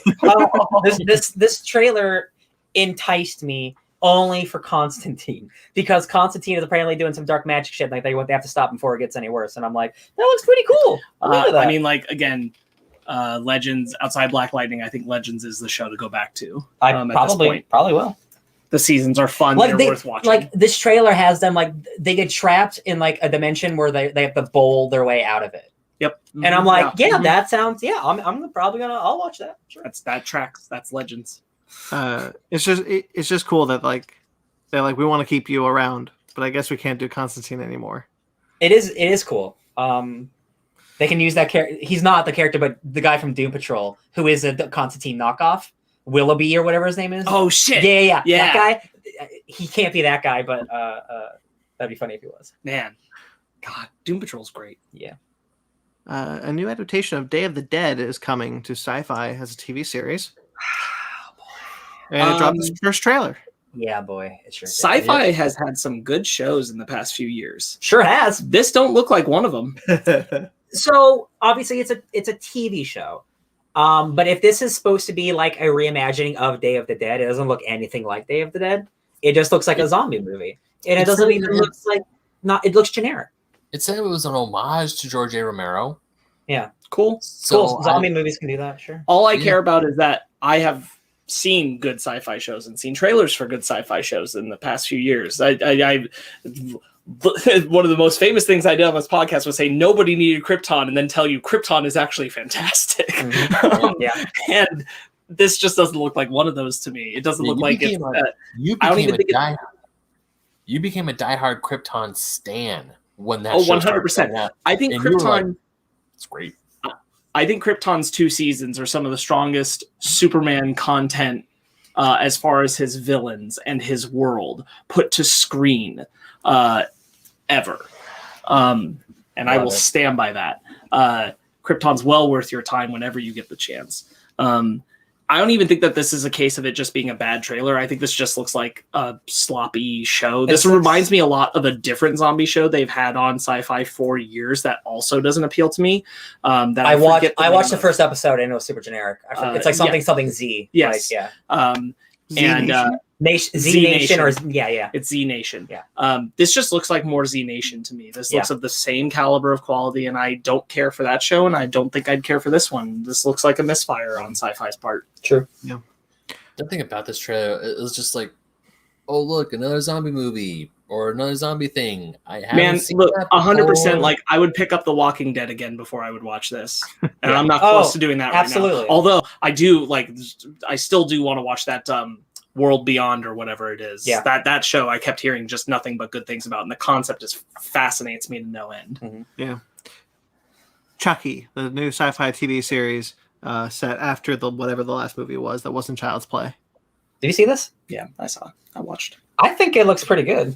I'm not a big Chucky person to begin with. Oh, so this is just, I am. Okay, so this is just not for me. No, yeah. I definitely thought it looked better than the other sci-fi show that we're talking about. I definitely thought like the quality seems like it's there. It certainly seems like it's playing with all the Chucky elements. I'm not anti it. It's just not. It's not for me. And look, to be honest, it's just that the later Chucky movies just burned me out. I gotta tell you, bud. We're gonna do. That's me. No, I know. We're gonna do a reevaluation of some of those movies because those are they've only gotten better with time. Because those movies, they turn in. It's not those original Chucky movies. They are family dramedies that are like John Waters. John Waters is in them. I am 100% willing to admit that like the last 2 or 3 Chucky movies I saw under like the worst circumstances you can, which is on TV with commercial breaks cut down. Yeah. Then you definitely not those are the way rated R to watch movies. them. Yeah. But I also never felt the need to like seek them out in a different avenue.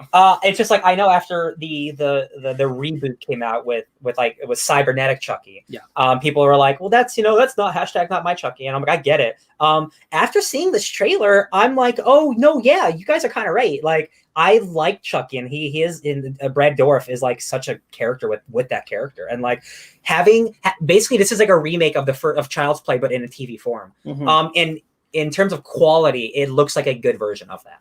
Mm-hmm. Will it be that good? Like, who's to say? But I'm shocked that this looks as good as it does. I actually kind of was into this. I like the idea that Chucky is quietly manipulating this boy in some way, and it looked kind of like he was a trickster god, which I kind of attached to. I think I might actually check this out. I'm not familiar with Chucky that much, but I don't think you're going to need to know too much about its lore going. You don't need to, but Brandon, I would recommend that you watch at least the first movie because the first movie is really good. I watched. I agree with Brian. I don't think there's anything wrong with the first movie. Yeah. All right. If I hear good things, I will want to give this time. I'll definitely watch the first episode and I'll let you know. Army of Thieves released its first teaser trailer. This is the prequel to Army of the Dead, Zack Snyder's film. It's so weird to watch a movie where the zombie apocalypse is just like a footnote in the background. It hasn't happened yet. This made me think of like if the Fast and Furious and Jurassic World crossover stuff was true, that this, like the way they talk about the zombie apocalypse is the same way that the Fast and Furious stars would think about Jurassic Park. Yeah. They're like, yeah, there's dinosaurs, but we don't go there. What a weird thing. I like Army of the Dead fine. I'm not gonna watch this. Like I like that character and I like that actor. Yeah. But nothing in this trailer made me want to watch this. If I movie. hear good things, because like I like a good heist movie. If it's a good heist movie, I'll watch it because it's also directed by the guy playing Dieter. Like he's also like a filmmaker. And again, I think that's really cool. He likes the character enough. That's the thing that like we talked about Army of the Dead. We had a review of it on the show. Where my biggest thing was like, the trailer sold me on a zombie heist movie. What I got was a zombie movie with a heist element. Yeah. This again is trying to sell me on like that fun heist movie thing. But now that I know what Army of the Dead was actually, I'm worried that we're gonna get like another situation where it's like, oh yeah, this was just a movie. It's like I got a feeling this one is a heist. It's like an I'm action into movie that. with the heist element. I'm into it if it's a heist movie. I think the biggest thing for me is that like usually when I get sold on a heist movie, there's more than a single character I'm wanting to watch it for. Mm-hmm.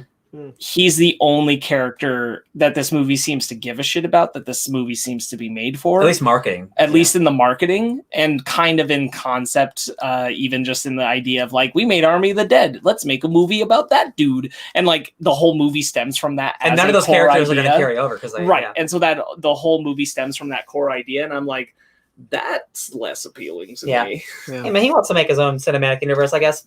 Do it with the German guy. And we know, we know where his character ends up too, which is kind of a bummer. Yeah, it's the same issue that Black Widow he's a robot. It's the same issue we had with Black Widow. 100%. Like if I hear this movie's not very good, but they explain the robots, I'll be like, well, I gotta watch the movie. All right, tell me about the robots. I didn't watch this one because I'm not familiar with the series, but Dexter: New Blood. Yeah, this looks really good. I love Dexter until I didn't. Everybody, yeah, that's the world. That's it's very much like a Game of Thrones situation. We're like, man, this show's so good, and 100%. then it's just say the same. And then just it gets to a point where it's like, what are you guys doing? Why does your sister fall in love with you? It's weird. This looks really good, and this looks like a good it's like 10 years later, and like Dexter is living a new life, and he's like, if anyone finds out that this person, my life is over, so I have to be like hidden, but I have the urges because I'm a bad boy, but I'm a good boy. It looks quality, and I'm really excited for the show to be back. Because I always want things to end with like on a good note, and that show ended just sour. So like, if this is a nice little miniseries thing, I think it looks good. Old Man Dexter. Old Man Dexter, yeah. Michael C. Hall's looking good, yeah. All right, trailers. Wait, we just did that. Well, more trailers. Just Comic-Con trailers. Now it's regular trailers. That was regular. We left the convention center. Yeah. We left the convention center to watch the first trailer for Vivo, Sony Pictures' new animated film. That looks actually really cute. Another Lin-Manuel Miranda. Another Lin-Manuel Miranda musical joint, but at the same time, he knows what he does, and he does it very well. And Vivo looks really knows what he does. I really like this. I like the girl too.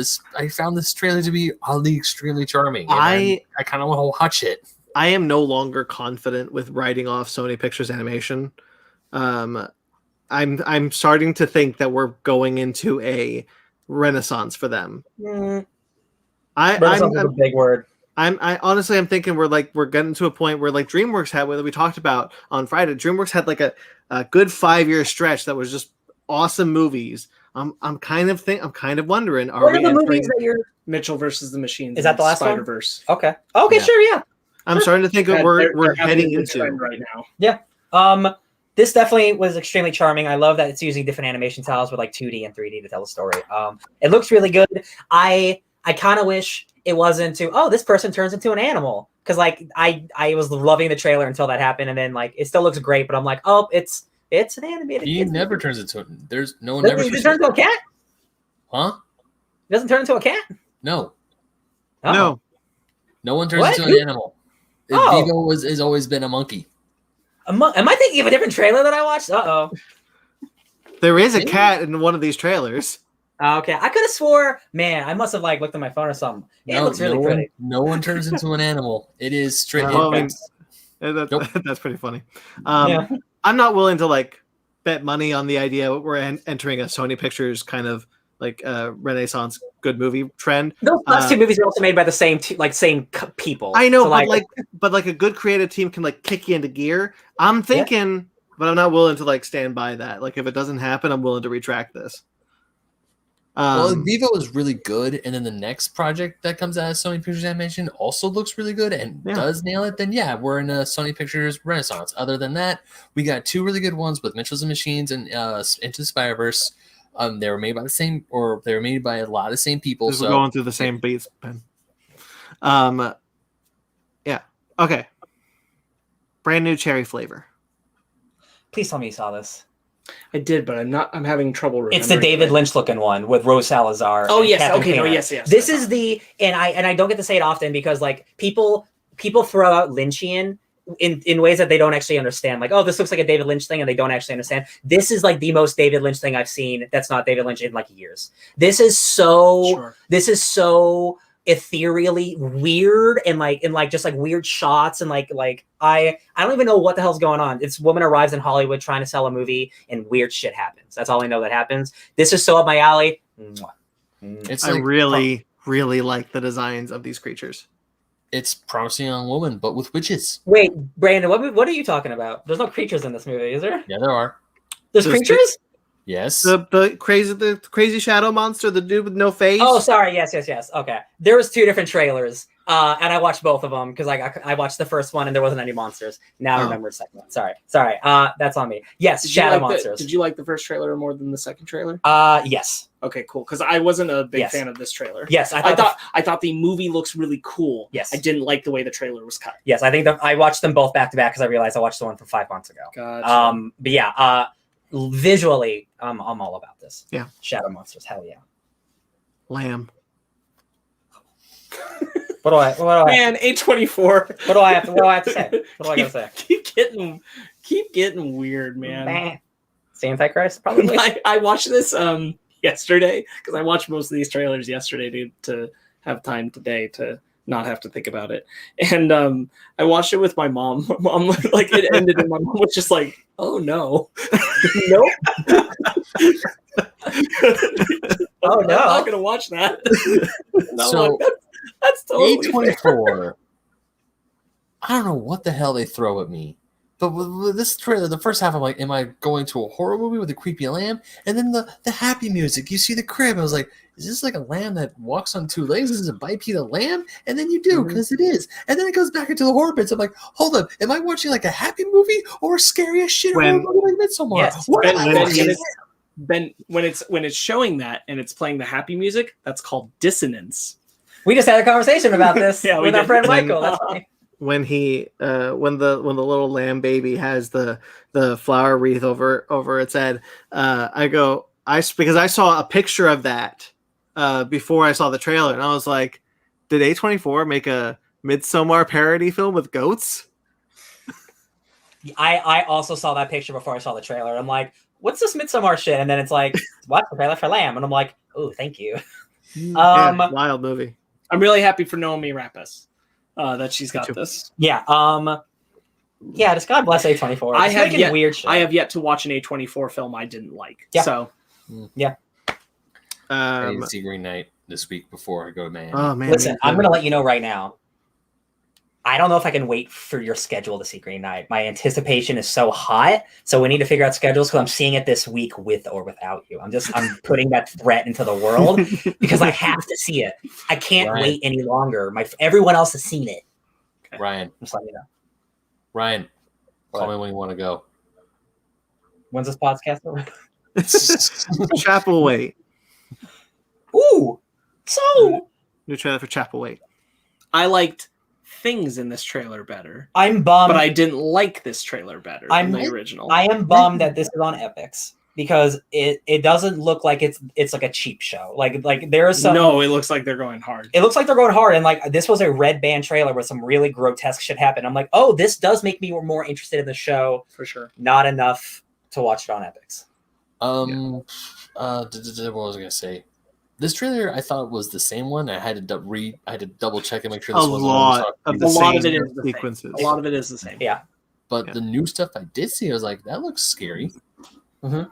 There's the worms that come out of Adrian. I'm mildly nervous about for gross sake. Yeah, rather than like actual good content. Yeah.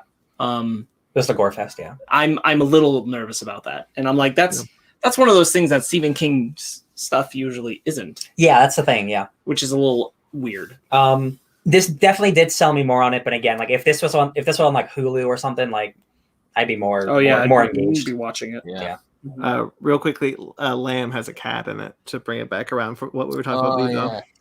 Lamb does have a cat. It has a cat peeking up out of the tall grass, like, what's over there? Don't go into the tall grass. Oh my gosh! Speaking Seeing the little lamb walk, it's so cute. Speaking of Jurassic Park, Phil Tippett's Mad God had a trailer today. Oh my god! Phil Tippett's going to his roots. This movie's like 30 years in the making for Phil Tippett. Yeah. So yeah, this guy is like a legendary stop motion dude. You watch this trailer and you can spot it. You're like, oh, I've seen your shit. There's no way to describe this trailer.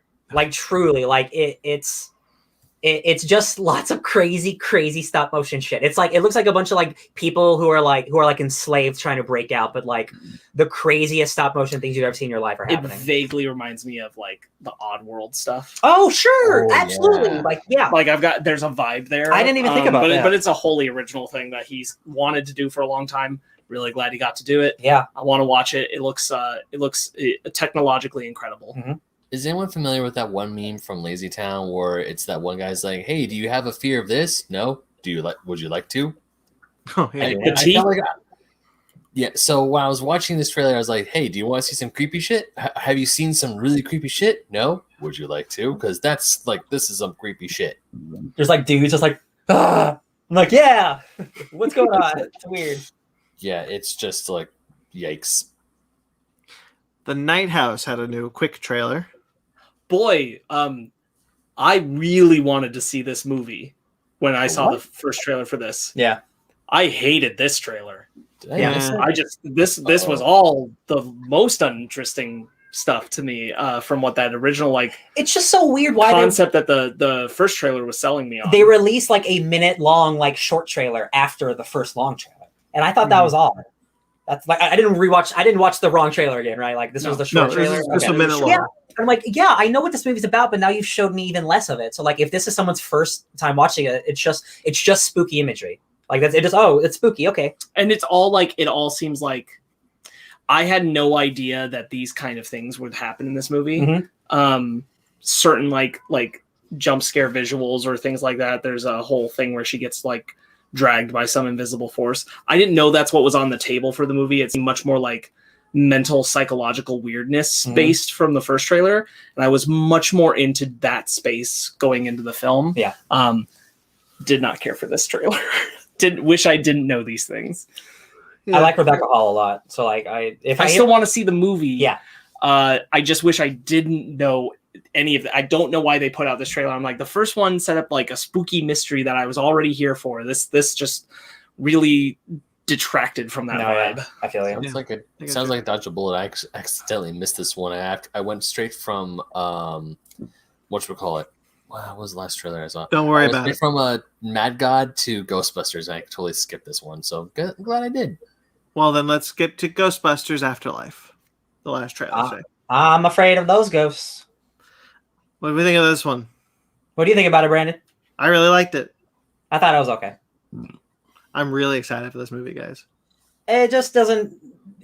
When I think I really like that first Ghostbusters, and this is like lots of franchises are getting Force Awakened, and this is the most blatant of. We need to get the old people back together. It's the younger generation. We've forgotten that ghosts exist, even though something crazy happened in New York City twice. That's the hardest part for me to get over, I think. It's not like Star Wars where it's an entire galaxy. Like New York City twice was taken over by ghosts that millions of people saw. And then no ghost event happened again. That's still, people would know about it. Like, I get it. It looks like a good movie. Like, I'm sure it's going to be a fun adventure movie. It doesn't strike me as the Ghostbusters movie I would make if we're doing, a reboot. But also, like, the last movie wasn't exactly one I want either. So, like, maybe it's just, like, don't worry about it so much. I like the vibe. The vibe's a good vibe, but, like, yeah. It's a good vibe, but, like, yeah. Mm-hmm. I'm really happy to see McKenna Grace in a movie again. I like her a lot. Sure. Egon's grandkid, yeah. Yeah. Oh, we got to see an original cast member. We got to see Janine. Yep. Yeah. And Bill Murray, kinda.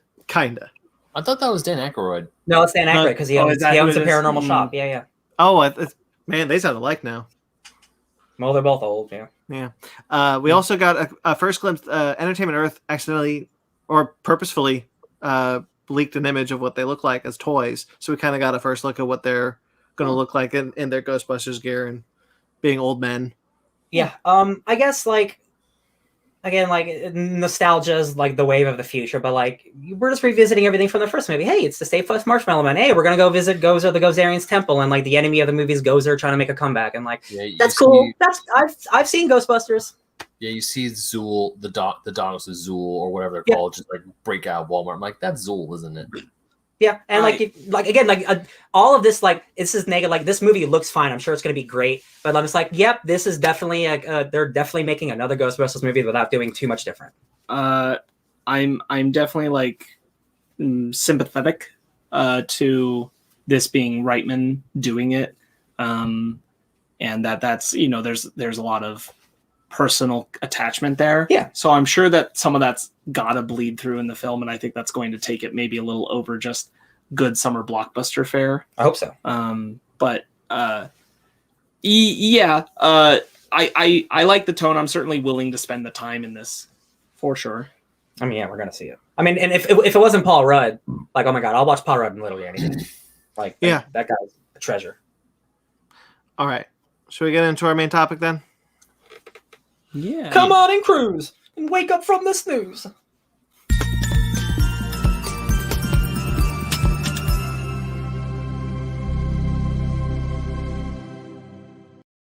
Oh no. All right. What was We're that? talking about Me being fast. Jungle Cruise. What are you guys talking about?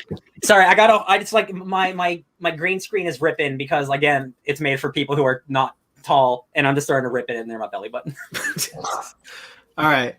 We're talking about the new Disney theme park adaptation, Jungle Cruise, starring The Rock and Emily Blunt, Dwayne Johnson. So full spoilers for this movie. So if you don't want to know anything more, skip ahead, pause us, whatever the hell you want to do.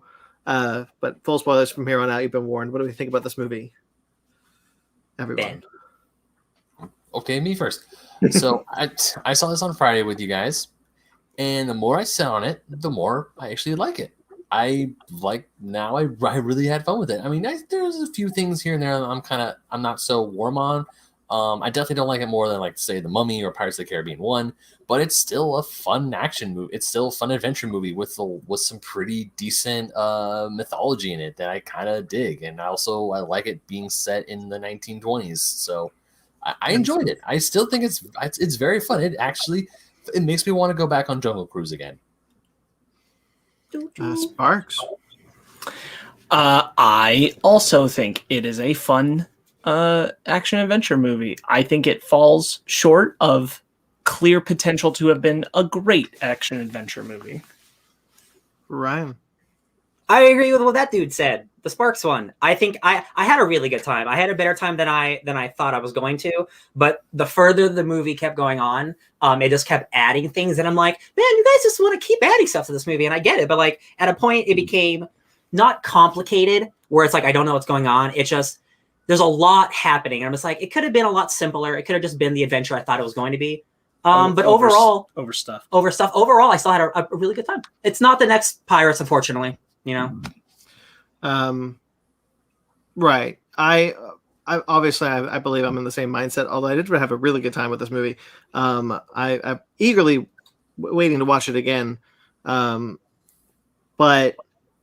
I think much like everyone's kind of echoed, it falls short of the movie of its contemporaries. It falls short of being where The Mummy or Pirates of the Caribbean is. But as a entry into the swashbuckling adventure genre, I think it is a solid one. I think this even happened right when the movie started. The funniest thing when Ryan and I were watching it, because Ryan was sitting next to me in our theater, was the opening credits of the movie. Freaking acoustic sad version of Nothing Else Matters by Metallica starts playing, and both Ryan and I turned to each other going, "Is that effing Metallica?" And then they play it again during the flashback scene, and Ryan looks at me and he's like, "Why are they playing Metallica?" And I'm like, "Cause it's so weird. Nothing Else Matters." He's like, okay, but that's still weird. It's just Metallica is known for being really like stingy, like with their music rights, and like using Metallica is really expensive. So I'm just like, Disney spent all this money to use an acoustic version of one of their songs for Jungle Cruise, and it's just they could have got a cool score for the movie, like a cool swashbuckling score, and they kind of do, but there's also like Metallica in it. It's a really good score. I'll say that up front. Like James Newton Howard turns out a really good score. Sure. And the Metallica stuff is also really good in the score. My thing about the Metallica music, especially in the flashback sequence, is that it's going harder than the visuals can and are. And so it's like, well, I'm a little out of the movie because like you're rocking and I like it, but I don't know that it tonally matches. The part that's being discussed is when Dwayne Johnson reveals that he is a conquistador and he has been alive for 400 years, and he's talking he's telling Emily Blunt what actually happened, his side of the story of when he was back in the past with the conquistadors, and the music. And I was sitting there and I'm like, I'm hearing the Next Door soundtrack, right? Because there's no way this is happening right now in this movie. Yeah. And it is like the scene is going hard, but it's like an 8 where Metallica's going at like an 11. I'm like, oh man, if you wanted to use this music, you really needed to like get some extra vines or extra water or something, man. Because like it's like something you expect to see in like a Suicide Squad. Yeah. Or where like the visuals are built around. Okay. Usually when you're doing something like this, the visuals are built to supplement into the music. The way that James Gunn will do things, he'll design the visual sequence to flow properly with the music. He designs it with the music in mind. This doesn't feel like it was done that way. Yeah. No. One of the ways that the music could have easily helped, I was thinking, we see one of the antagonists, I forget, the main conquistador's daughter. Like, yeah, you get she's sick, but probably would have helped if you were like, oh, she is sick. Like it was like really like, I don't know, like really like pale, sickly. You can like see her cheekbones. Like you can tell she is on death's door. That's why he's going to get this thing. Instead of her going, at least she's going, yeah. At least that's why I think would have helped like make the music even like like stand out more. Like what Sparks you're saying, like visually it would have, because like visually it's an 8. The music is an 11. The scene before it when the Rock gets stabbed and he falls, and I was like, okay, but obviously he's not dead. He's Dwayne Johnson. Like there's no way. And like he hit the tree branches where I'm like, okay, that's the filmmakers telling us that they're breaking its fall. It's why Jack Sparrow can fall from a cliff and hit every bridge on the way down and not die. Mm-hmm. I get it. That's your visual language. We're doing that. Then he slams face first into the rocks. And I was like, there's no way he made that. Oh, yeah. I was, for a split second, I thought, did they seriously just kill the Rock? Did they seriously just kill him with a rock? In this movie? They don't have the balls to kill him twice in this movie, all right? No, I was like, okay, first of all, he ain't dead, or just some crazy shit. Crazy shit going on. The obvious, like the draw of the movie is the leads is Dwayne and Emily. But before we get to how great they are, I think I might be alone on this. I'm not sure. I'm gonna be honest, you guys. McGregor didn't really work for me for a lot of the movie. I didn't find Jack Whitehall to be particularly funny. I get what he was doing. I get what the character was. Just for me, whatever the brain of humor he was utilizing didn't connect with me. So about half the time, I just found him to be annoying, but not in like the fun, like, oh, he's an annoying character. I'm like, oh, I just don't like what they're doing. But that's just a me thing. I found him to be better at the end of the movie, but like the beginning of the movie, I was just like, oh, this guy's kind of annoying. But that's me. I didn't really start liking McGregor until the end of the movie either, because in the very beginning, I loved Emily Blunt as the one who likes to get shit done. She's not afraid to venture out into the jungle. She's not afraid to get her hands dirty. She's like, I'm going to go out there and look for shit. Whereas McGregor is very. She's not afraid to wear pants. Exactly. She's not afraid to wear pants. God. Although that is one of my critiques. I feel like the pants jokes kept dragging on, and I didn't like it. After a while, like, okay, can we find another joke? A woman in pants? I know it really. Yeah, I was over that First very few quickly. times, okay. First few times, okay, I get it. And then after it kept going and going and going, I was like, okay, can you shut up? Sparks, what were you gonna say? I was gonna say I didn't mind him calling her pants.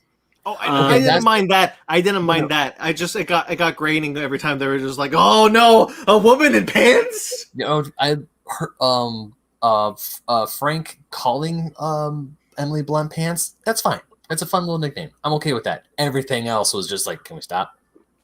I guess I'm just not remembering the references outside of it. The of him conquistadors were calling always her- like, "It's the woman in the pants." Yeah. Oh yeah, I mean, like that didn't bother me. In fact, like it. You're muted. Sorry. In fact, like in the context of knowing that Frank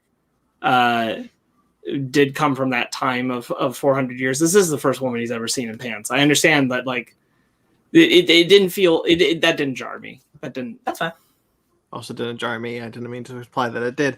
I just thought they did it too many times. Like, it's just a joke that's like, oh, I know, I get it. I really like because Sparks brought up Dwayne Johnson 400 years thing. I think this is the most human I've seen Dwayne Johnson in a long time. And I felt a lot coming from him performance wise to try and really make this character work in this world and feel really human, and really connected with him in a way that I haven't in a lot of his movies recently. I don't know how much I'm going to agree or disagree with that, because like he's always the heart of every movie he's in. Like Rampage, he's the only reason like he makes the heart of that movie with that big monkey man. That's a good point. I think Rampage Yeah. is the most recent time where I felt that way. I don't feel that way about his character in like Fast and Furious. Oh no, You know, and I think that's like a lot of what some of his more recent fare has been, or Jumanji even, where it's like more. how recent's Moana? Because my memory's bad. 2000 5 years. It's still recent. 5 years, Yeah, 6 years. recent. I think Rampage is more recent. Yeah. And I'd even go so far as like I'll give him Skyscraper too. I was like, he's good in Skyscraper. he's good in Skyscraper. Yeah. But I do think like if you're comparing to like his Fast and Furious fare, yes, this is a more emotionally connective character. Yes, then the for big sure, muscle. than the Yeah, big yeah. action. No, I agree star with he's the usually Fast placed and as. Furious. I agree with that. Yeah. I didn't mean to make it a whole thing about his long career. Oh, it's I not like a thing. I'm just I like talking. him in this a lot. And I think his performance is elevating a weak script for sure. Oh, 100%. Yes. Yeah, if it wasn't these two leads, like I don't know. I think the humor works really well in this movie. Dwayne Johnson is very funny with his puns. I think it's all his implemented dry- really well. Yeah, I would have been mad if there wasn't more Jungle Cruise in this Jungle Cruise movie. I thought it was so funny. He was so I good. was happy of all the classic jokes taken straight out of the ride. Like that's Sandstone, but a lot of people take it for granted. I'm like, it's a classic joke from Jungle Cruise. You gotta love it. My favorite one. Sorry, Sparks, go ahead. his dry deliveries I thought were landing really well. My favorite one was when they're going to the Headhunters. It's like, where are we going? The Headhunters, which is the last place you'd want to be headed. Oh God, Frank, really? I can't turn it off. I'm sold on his character very early on, like what he's delivering to the film. In the moment where the little girl's like, "Mommy, can you make him stop?" And he says, "No one can, and don't interrupt me." And he just gives no shits. And I'm like, "All right, whoever you are, I'm here. Like I'm here to watch you." Go ahead. No, we see quick little actor thing. We see the guy who was the husband in WandaVision, the one with the mustache. Norm. Yep. Yeah, Norm. We see Norm. He's on the cruise in the movie. Yep. I noticed him immediately because like he still has a mustache. He still has the mustache. Yeah. Totally forgot about that. I thought this movie was a lot of fun. The designs of the conquistadors were really cool, even though I couldn't look at one of them at all. Yeah. I like the villains. I don't know if I would have wished they would have focused on one to elevate either one, because like Jesse Plemons is just having so much fun. He is so much fun as this German prince. The thing is, like, I think the film is weaker without him. Yeah, I agree. Yeah. I agree. But like the get what you're conquistadors don't have enough there on their own. But I think their designs, like I agree, Brandon, like they are very reminiscent of like Davy Jones's crew. Like they're each really unique and super cool. And like there's the water guy, the bee guy, like this is the snake man. Like The bee guy having this really cool like beehive skin, or even even, and it's gonna kill me to say it, even the snake dude, when you can see the snake under the translucent skin, I'm getting horrifying tingles in my spine right now, just even describing it, because it terrified me. But it was a really cool design that I saw maybe like 5% of. Yeah. I was sitting there watching all the snake stuff. I'm like, ooh, Brandon hates this so much. Sparks even turned around, because we were at a private theater. Sparks even turned around and goes, "You okay?" I go, "No." It had been like the third like focused attention on a snake, and I was like, "Oh yeah, Brandon's here. How you doing, bud?" All right, so question, Brandon: better or worse than Snake Eyes? Snake Eyes have got to be worse, right? Those are giant. Snake Eyes, those look more realistic than the ones in Jungle Cruise. The Jungle Cruise ones do look a little more cartoonish, but because there's so many, not that first one, that main one when it comes out when he goes stop, the green one that's like just sitting there staring at him. Stop it. That's the realistic looking one. The because there's so many of them, I would probably say this scared me more than Snake Eyes. Okay. But quantity, not quality. Got it. Look, I couldn't. I had to have Zara plug my ears because I could hear the slithering. Ooh, you can hear the hissing. Yeah. Okay. So, anyways, besides that guy, I have to agree. Frack, what was the German? It's the main villain too. It's the main one. They couldn't make it the side one. He had to be the main one. Well, of course. Yeah, but anyways, the German guy whose name I am completely forgetting. I loved him as a bad guy. I thought Jesse Plemons. He's good in everything. Thank you. I felt that I agree. Without him, the movie I probably would have disliked this movie a whole lot more.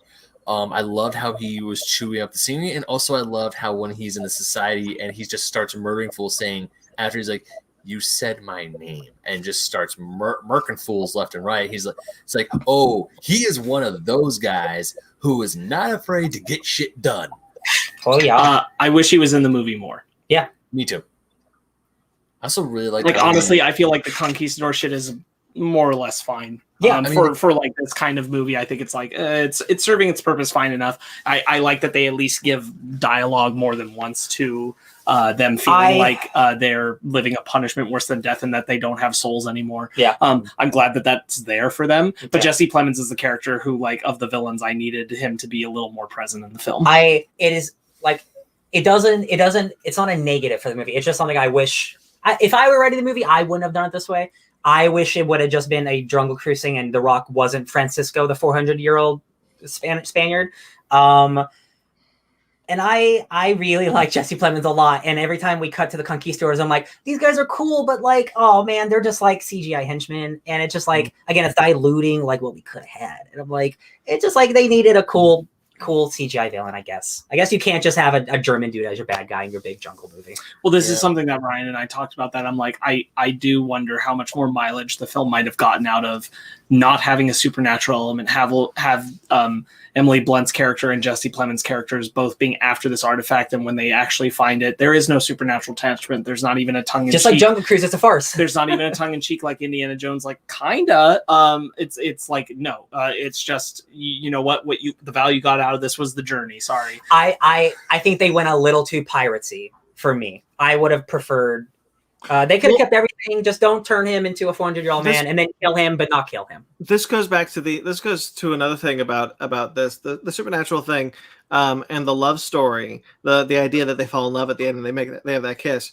They are in the movie because they have like two Post-it notes that said Imhotep has to be a supernatural bad guy, and Rick and Evie have to get together at the end of the movie. So like they took those ideas, because in this genre you have a supernatural bad guy. In this genre your leads fall in love. Like that's what that's why they're there, because they're tropes of the genre, and that's sometimes the only reason why they're there.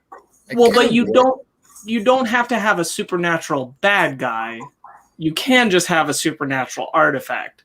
And like even then, I would argue like it would have stood out more to just have them think it was going to be supernatural. You get to the end of the movie, the third act, and it's like, nah, this is just normal. I'm not the one you need to convince of that. I was amplifying your point by saying that that could be why they chose those elements instead of going the route that you're talking about. No, I get it. And like I don't even think they're trying to turn this into the next Pirates of the Caribbean. Like they're not trying to franchise it out, but like the ending just certainly leaves it open for more. And I wouldn't have loved the movie, but I would have liked the movie so much more if Frank would have passed away at the end of the movie. I think that would have been so much more powerful for both of those characters. I was just about to say that because he says in the movie right before the third act, and it concludes right when he's like, "Hey, I'm ready to be done." He's 400 years. I mean, he's like, yeah, well, it's seen London. He wanted to see the world, but he couldn't because he was tied to the river. But when it's like, I'm done, I'm ready. It's like, yeah, you get your reward, dude. You do that. And when he sacrifices stuff, it's like, oh man. And then when she puts it, it's like, well, you're kind of taking away his choice to be done, isn't it? Or so he does. He says maybe. He does say maybe, and then he says, "Tell her she would have been world enough," which is like him saying, if I could, I would stay for you. Okay. It's a Disney happy ending. No. So, in my opinion, Ben, that is weak.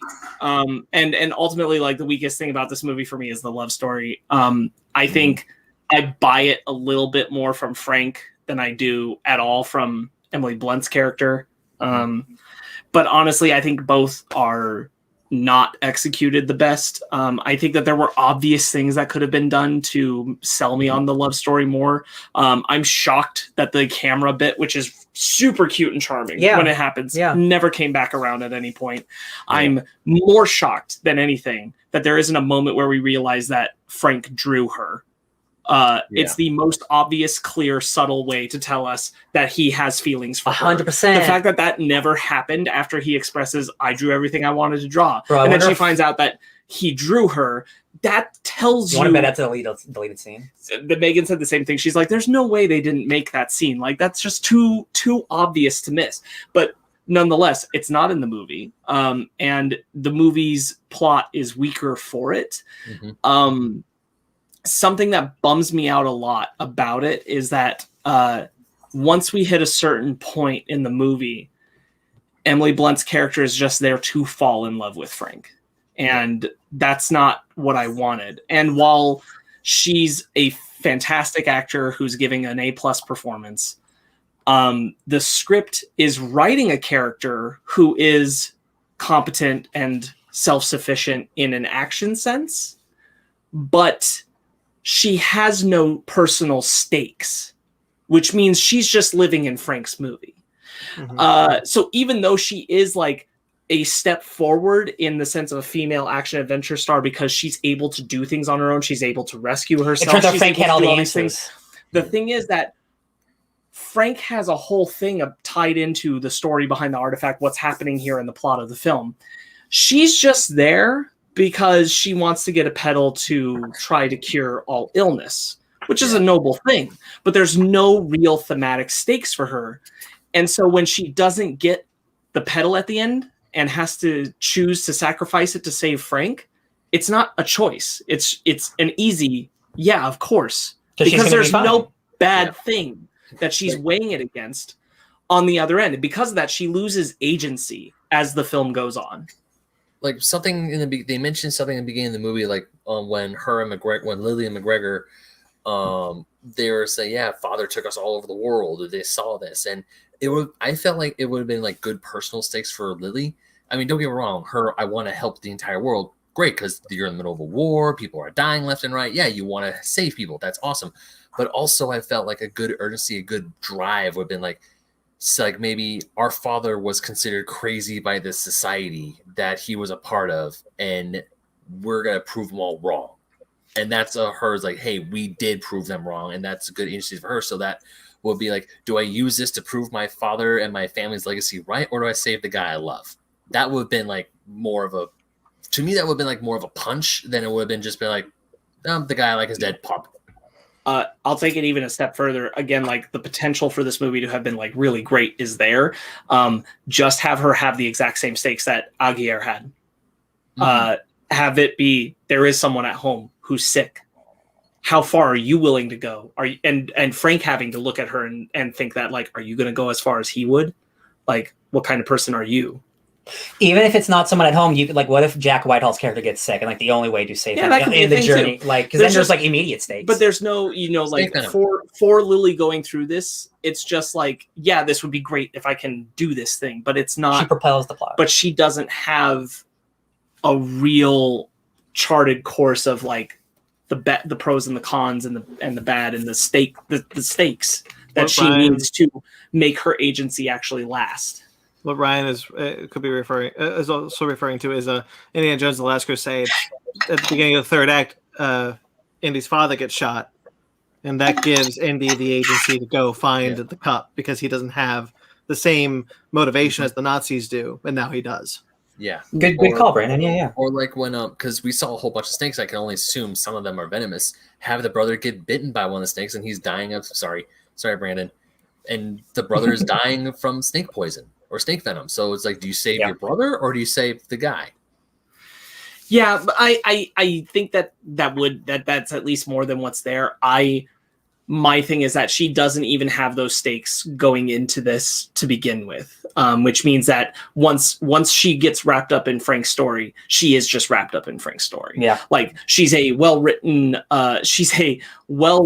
action female character and a good performance from Emily Blunt, but not a character who's running her own path anymore. Especially once we get into the second half, where she's just falling in love with Frank, which is not executed the best.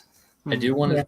We've been talking kind of negative about this movie, but I do want to give a positive. I love the joke of Frank getting punched in the face by both McGregor and Emily. There's like strong form, strong form, and then he gets punched again. He's like, every time with you people. I do think how. I think there's good humor in this. Yeah, and it is good humor, but also like kind of like as the movie progresses, because in the beginning of the movie, I really did not like McGregor. Like he's the one's like, oh, I don't know where I'm going, but I'm gonna bring all this luggage and all this stuff, and then by the end of the movie, he is actually competent. He knows. I saw that joke in Mortal Kombat. Like like a lot of McGregor stuff to me is just like if this were written better, I'd probably like it. But it's just like very generic. Like I'm prim and proper, and I don't like being wet. And I'm like, wow, that's hilarious. Like wearing a dinner jacket on a boat eating piranha. Who does that? Wearing a dinner jacket? I don't know, but also, side note, I love Proxima. I love the Jaguar. Jaguar is awesome. At first, I didn't love the Jaguar scene at the beginning because it's like, oh man, it's just like shit happens all the time. Like it's an adventure, fine. When I learned that Proxima's part of the team, I'm like, oh, this got better. That made that scene for me now. Yeah. And the fact that he's like Geralt, where he names all his cast Proxima, like he names all of his horses Roach, and I'm like, everyone's Proxima, and I'm like, you're my favorite cat. No, you're my favorite. Like I love that. That's great. And also I like the little montage of him raising all the cats because he's been around for 400 years. So of course he's been taking care of these cats. And I'm like, man, that's good on you, dude. You take care of those cats, those giant cats. He takes really good care of that 400-year-old boat. Yeah, he does. Goodness. I think that for me, like the Frank being 400 years old, I thought it enriched the story in a way I needed. Again, like some of these other elements we've already talked about, maybe if they were there already in the film, I wouldn't have needed that. Yeah. But I think I needed that kind of push. It made his story work for me ultimately in the film a bit better because other elements were falling short. Sure. I really like the Proxima stuff. I like the whole flashback and montage sequence that's based around his character. I think the action in the first half of the film, and this tends to be true of action adventure films, Brandon and I had a whole conversation about this, tends to be stronger than the second half, and certainly that's the case here. I think all the action in the first half is like really, really top-notch stuff. They built that whole island. Yeah. A big-ass island, God. Yeah, that torpedo sequence is really cool. Oh yeah. And I thought The Rock was like, is he gonna kick another torpedo? Is this gonna be like Fast and Furious again? Like, no. I wish that there was something to make it more obvious that Frank is constantly trying to get her to turn back because he's trying to protect her. I wish there was something that made that more clear in the film. I just feel like that gets obfuscated a little too easily. I really like the inclusion of Trader Sam. Yeah, I think that's cute. I think that was a nice, easy little Easter egg of Disney stuff without being too like stupid. Yeah, that was a good inclusion. I agree. I like that one too. Also, I like the scene where he's translating and it's like, say exactly. He's like, and he's just obviously mistranslating. And then they're like, okay, really, Frank, really? Oh, is Trader Sam the indigenous people who are like actors? Trader Sam is the person who's the lady who's Like makes the chief? deal to help with that, to help them and gives them the advice and reading the arrowhead. Gotcha. Trader Sam is a reference to Trader Sam's bar, which is a tiki bar in the middle of the Disneyland Hotel. Oh, okay. Which is tied to the Adventureland Jungle Cruise area. Look at that Disney lore. It's kind of. I don't really care for the fact that she she sacrifices for the paddle, and then the moon comes back to give her a new one. The moon pops back for a quick second to give her a new one. The plot demanded it. Like, that was really weird. That's like, the moon's gone.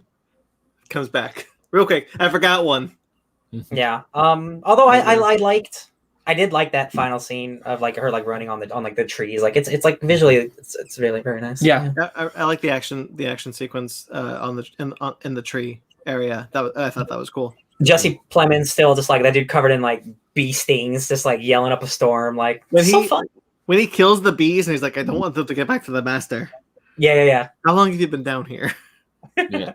When Lily shoots Frank twice, and then it's like, you shot me twice. You shot me. I did twice. Well, you should have fallen down the first time. I just thought that was hilarious. Yeah. All in all, like, look, you want to see a great swashbuckling adventure film? Watch Atlantis, The Mummy, or Pirates of the Caribbean. If you want to see a pretty good entry into that genre on a Sunday night, the Jungle Cruise, you'd do worse than Jungle Cruise. This is a perfect Disney Plus movie. Perfect. Yeah. And it's a really, it is a really fun entry. Like, the chemistry between Dwayne Johnson and Emily Blunt is palpable. It's very strong. It makes the movie. Yeah. 100%. It's true. Agree with that. Mm-hmm. I don't have much more to say, though. I like Paul Giamatti. Shout outs to Paul Giamatti. Oh yeah, he's showing up. I was glad he was in it the way he was, because when I knew he was in this movie, I thought he was going to be a more like prominent villainous presence than Jesse Plemons. I'm glad that was not the case. I liked the role he played in this. I thought it was perfectly good. I loved his parrot. Frank owes me money. It deserves recognition. They did more than the bare minimum, which is nice from Disney, for making it clear that Jack Whitehall's character was homosexual. Couldn't say the word, but yes, they did. But it's there. It's not. It's slow subtext, progress. It's textual. Yep. It's a bigger step in the right direction than they've done before. Yes. Good on them for doing it. Yes. Straight. I mean, they didn't straight up say it, but I'm like, you know what? It's better than they've done before. We're slowly getting there to you know what? acknowledging. I will say, like, I thought, all right, well, we kind of fell short. But then he says the sentence, I was ostracized from society because of who I loved. And I'm like, that's pretty darn close to just saying it flat out. And at that time period, you wouldn't even necessarily say I'm a homosexual or something like that. Yeah. So I give points like that. That's bigger step than we're usually getting from them. So cool that they did that. Yeah. Also the little scene, kind of like when they're chopping wood, and of course, Frankie Powell is super big, and he has a bigger axe, and then you got McGregor who's hitting a little hatchet with a twig. I thought, once again, good humor in this movie. I have one tiny little nitpick, but it's a really dumb nitpick, so I'm not going to go into it. I nitpicked the hell out of it. Go ahead. When Paul Giamatti says 5,000 real, it's pronounced Hayas. I mean, it's when you read it, it does say real, because for some reason when the Brazilian government was doing their currency, they had a big counterfeit issue, and they called it, so it's red real, but it's pronounced Hayas. I learned something today. Yeah. So when you go to Brazil, it says, you look at it in English, it says, why is it called real? And it's actually pronounced Hayas. I really do enjoy the movie overall. I kind of wish that when you get the moment where she puts the pedal in Frank's mouth and you hear that last breath, that was just him dying, and that it had left him there, and that had been the choice. And then, like, in a world where we don't need a sequel to this, because we don't need a sequel to this, it would just be her going back and still doing like the Jack Whitehall telling off the society and being like, that's why she's going to Cambridge and like, and she's like a, big explorer and she learned something from the journey and all that. I do think that would have been a more poignant, powerful ending. But not okay. Not a happy Disney. I am all in for more Dwayne Johnson and Emily Blunt together. I don't necessarily need a sequel to this movie though. Yeah. I would honestly, I would welcome a sequel. I don't need it. Should I rate it then? Sure. Yeah, why don't you rate it first, Brandon? You never rate it first. Let's see. I'm sitting between a 7.5 and an 8. I'm more inclined to go 8 because of enjoyment. I'll just say that. Ben? Actually, I was thinking about 7.5 as well. It's still fun. I would definitely watch this again. I liked it. It's just like Spark said, it's a perfect Sunday night Disney Plus movie. Yeah. That's exactly what he said. I would also give it a 7.5. Doesn't quite reach really, really good. Because I got Disney Plus, like I'd watch this for free again. I don't know if I'd buy it. Yeah. Sparks? I also sit at 7.5. I think that Dwayne Johnson and Emily Blunt sell this movie hardcore. It's got good action adventure vibes. I think that it's more damaged by the clear and obvious potential for it to hit a little stronger than it is by the fact that it's like not good. Yeah. Because I don't think that that's an accurate detail. It is good. You can just see where it could have been improved. Got a lot of rough edges. Right. Shall we get into our book club then? Let's pulp it up.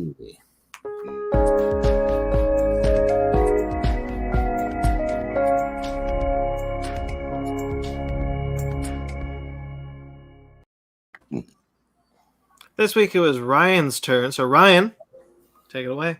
Hey guys, it's me, Ryan, and I'm a comic book boy. I got a comic book called Pulp by Ed Brubaker and Sean Phillips. They have been working together in comics for almost 2 decades now. They have done like Marvel DC work together, but like really last decade, they've become like the premier original graphic novel team. They only put out original stuff now through Image and Dark Horse and all that stuff. But like Pulp is one of the newest books, and it won an Eisner this year. So I thought, hey, I already owned it. Let's read it. It's about Max, who is a writer in New York City. New York City, right? It's New York City, right? In 1939, but he was a bad boy cowboy 40 years ago. And guys, I really like the story because one, it reminds me of Red Dead Redemption, which is the same story about a cowboy living in the future of like the Dead West, like what happens when like a cowboy meets the Industrial Revolution. Like that shit's awesome. This is also about Nazis, and I didn't really know this was a Nazi heist book. I think it's really cool. It's really short, and it's just a nice read. And I can see why it won awards because like it's short and sweet and it has a punch. What you think? I largely agree. Actually, I did really enjoy the perspective of this. I've never played the Red Dead Redemption games, so I'd never personally seen a story where it's a bona fide cowboy being an old man in the 1930s and have it be such a vastly different world in his own lifetime. And I've never seen that before. There is no like. The people who are like born, during like World War I, World War II have seen technology advance, but like cars already existed. Like people who were born in the 1800s who lived to the 1900s literally saw the world change in front of them. Yeah. So like this perspective is like, again, I'm all about new perspective in comics. So yeah, like this was something I'd never seen before. Yeah, I absolutely love this book. I had a blast. I really enjoyed how I don't remember. I love reading long books, but I loved how short it was because it got to the point. It was, it was like Ryan, you said, it was short, sweet, and to the point. And this was a short, sweet, to the point book. And I was engaged the entire time. I was curious. I loved how little nuggets of information kept dropping about Max's own past and how he wrote the Red River Kid, which he was it was Red Rock Kid. And then because he lived those stories. It's him talking about his own exploits. I'm like, you sly devil. It's so cool. It's such a cool idea that like there really is no time period where this could have happened before, right? Like, I used to rob like trains and like stagecoaches, and now those don't even exist anymore. No, like it's so wild. And you were absolutely right, because I also have played a little bit of Red Dead Redemption, and that the game takes place in 1902, where the Old West, as you said, is dying. And this movie takes place in 1939, whereas you see a guy his age. I'm going to assume he's like 70 years old. He was born in like 1870 something. He saw the entire world change. He lived in Mexico. He was robbing trains and kicking ass and doing gunfights left and right. I was like, holy shit, he's living in Silverado, but he's not. It's what it is. It kind of feels like when you realize the Pirates of the Caribbean takes place in the mid 1800s and not like the 1740s or something. Yeah, because like you're looking at that and you're like, oh, so like the Civil War was happening when people were still pirates. I mean, I was thinking, I honestly, dude, when I would watch the pirate movies, I thought they took place like 10 years before the American Revolution. Yeah. Nope. It's like, it's probably that time. Oh, no. You're 100 years, 100 years after, actually. Yeah. What? Advanced. No. Also, it blows my mind that when the Wright brothers first flew their plane in North Carolina, between that moment in time and the launching of the space shuttle to take to Apollo 11, that's 66 years apart. Yeah. That's crazy. Specs? Yeah, I think this is really good. I basically echo a lot of what you guys said. This is one of those where I sit there and I'm like, I want to see this movie. I think this would obviously make a really strong film. Oh yeah.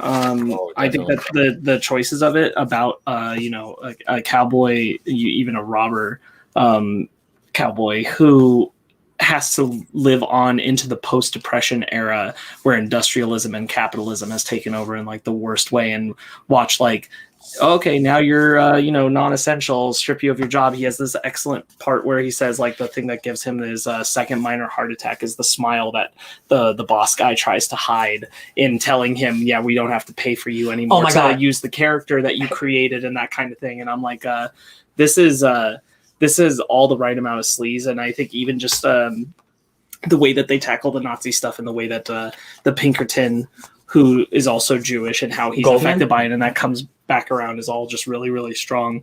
And one of my favorite things about it is that the book doesn't get a happy ending for the character. That's what I love about it. In good Western fashion, but it feels very, very appropriate to the story it's telling. It is. Absolutely. Rosa gets somewhat of a happy ending. I mean, I feel bad for her because she essentially just. Well, you imagine, yeah. You don't know.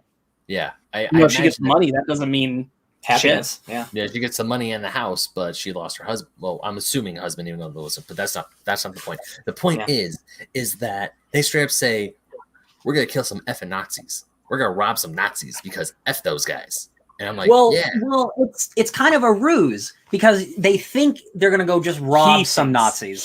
Max thinks he's gonna go rob Nazis, but what's his name? The other guy, Pinkerton. But what's his first name? Do you remember? Jeremiah. Jeremiah. He has ulterior motives, and he has a great line where he's like he's a Jewish person. Like, you don't understand what I was going through. Like, we have we have different perspectives on Nazis, and that's so awesome. And he turns this into like. It's so much more than he thinks it is. I love it. He mentions how, and this is unfortunately true, how Henry Ford was so anti-Semitic that he would fire any Jewish person who worked for him. And it's revealed that Jeremiah worked for Henry Ford, and he's like, I can't let these monsters win because there's just so much hate of these people for one type of person. He just can't let them win. It is both a story of battling against anti-Semitism and also battling against like rampant gross capitalism that gets out of control, and like fighting against that. And those things are both super resonant at this moment in time. Ed Brubaker, who's dealing with this probably during the writing of this, is able to tackle rights in comic book writing and stuff, because like the Red Rock Kid or the Red River Kid is a character he created, and then some kid's gonna come write him now, and that's something that he's dealt with in his own personal comic book career, of people writing characters that he created and he doesn't get paid for it. So I'm like, oh my God, he's saying so much in this book about a cowboy killing Nazis. It's crazy. It's just like, it's the type of thing I'm like, man, this is why I love comic books, because like this is the type of thing that only exists in comics. Well, and what I think I love so much about it is like, even when I got to the middle of the book and it reveals that like, oh, there's a big focus on Nazis in this book. It's not as much about that. No. Like that is a big element of the book, but it's not what it's about. What it's about is Max's recognition of like I really love the final note of it is like that the monsters of this world win, and they shouldn't. Maybe they shouldn't. And acknowledging himself as one who also took that same advantage at a different point in his life. and recognizing that they don't deserve the world. The monsters don't deserve the world. I really like it. We have to talk about the art real quick. Like Sean Phillips has always been great, but like he has an art style that just like it's perfect for crime stories. Like he's perfect for it. I love when the story is winding down, he gets the ledger. You see that he looks in the newspaper, and he essentially Max gets like the deed and the bank account with the money. It's like, oh, this is it. And then he goes to visit Jeremiah. Is like, hey, you won. I saw the newspaper, and he's dead. Yeah. I'm thinking, oh shit, he was offed, like mafia style. But no, it turns out that it was the abusive boyfriend, or no, not boyfriend, brother, the abusive brother, who was also a Nazi, who was also a Nazi and killed him. And that's but unrelated to the bank stuff. Yeah, unrelated to the bank stuff. But that's what because he goes up, he's like, he was my friend. He acknowledged that. I also love how he says, and there's this good line in the book where he's like, isn't it funny how sometimes people who are your enemies your entire life become your best friends at the end?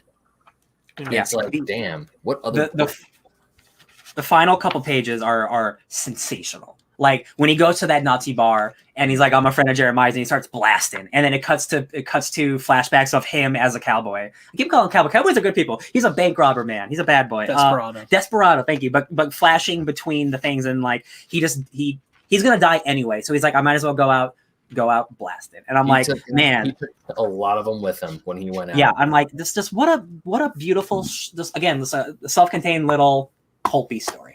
I was kind of curious as to how his wife and daughter died, but then he mentioned how Spike, his friend, died because he drank too much, and then the influenza came and took everything. It was like, oh, that's how his family died. That's how he almost died the second time. Mm-hmm. Influenza. I love how he talks about how he almost dies 3 times, like with the gunfight, and then with the influenza, and of course the heart attack.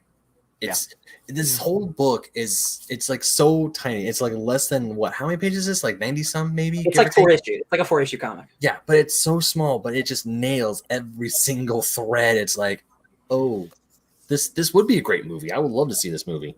Mm-hmm. Yeah. That's the thing, like Brubaker, like every one of his books, like hold on, let me see the last page of this real quick. There's a book that he did the last Kill or Be Killed. That's like the last ongoing that he did.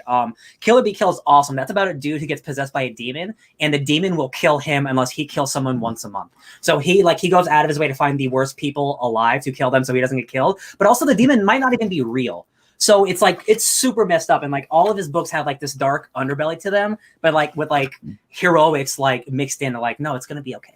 The last book of Ed Brubaker's that I remember Brandon was loaning me, and I really enjoyed it, was The Fade Out, which was about 1940s or 1950s Hollywood during McCarthyism.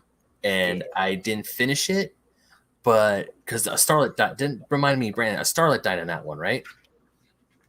Did you say a starlet? A starlet? Starlet, like an up-and-coming actress. Yes. She passes away, and then there's like this whole thing just piles on top of it. Because I really want to, because I think that's completed in trades now, and I would like to finish. Yeah, there's a collection of all 3. I own it.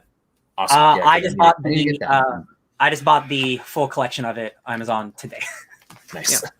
That and 3 volumes of Fatale, and all of my heroes are junkies, because I need some Brubaker. I need a new favorite writer, because the guy I currently simp's kind of an asshole. So like Brubaker might be my guy. Who's that? Brubaker.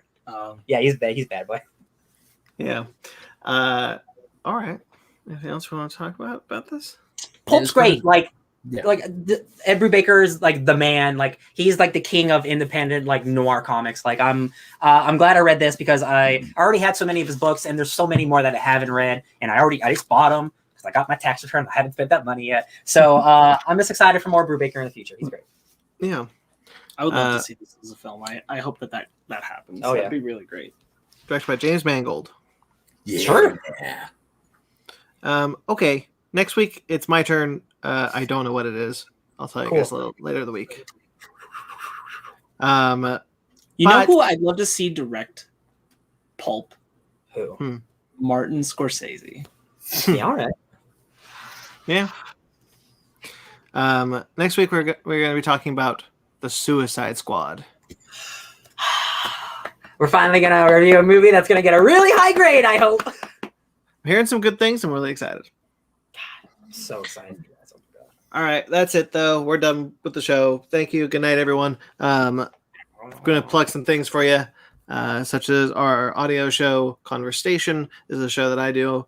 Talk to podcasters about fandom. This week I talked to Scott Kalura from the Transporter Room 3 podcast. That was really fun. Really excited to have that one out. And then, of course, we have more shows on YouTube. You make sure to like this video, subscribe to this channel, and can check out our other shows such as Fake Nerds Watch. We just finished Loki. Mm-hmm. That's all up there. All the Fake Nerds Watches are there for Loki, and we will soon start, just in a couple weeks, What If. And then I'm also probably doing the Star Trek Lower Decks. So more Fake Nerds Watch coming. And you can check out Basement Arcade, which we just heard at the top of this episode, that a new episode is coming. Mm-hmm. So stay tuned for that. Yeah. Basement Arcade Pause Menu, new show there. Yeah. Yep. Best part about Pause Menu, 2 episodes are going to be recorded this week. Very cool. Very cool. Yeah. Do you want to pull up Mag's comment? Yeah, most certainly will. He says, "See another early screen Suicide Squad. Also catch you later and stay safe." Thank you, buddy. And wait a minute. Seeing another? Like you've seen it already? No, he sent me a thing on Instagram about an early screen of Suicide Squad, but unfortunately, when it's going on, I am going to be out of the state, so I won't be able to watch it. Got it. That's funny. You froze on my screen. How would that be an early? No, I won't be able to. No, I won't be able to go to the early screening because I'll be out of the state. Yeah, but you go out of the state the day it comes out. How is that an early screening? I don't know. Or something, or I was busy or something. I can't remember. All right. Anyway, we also have the Fake Nerd. Never mind. Continue. Sorry.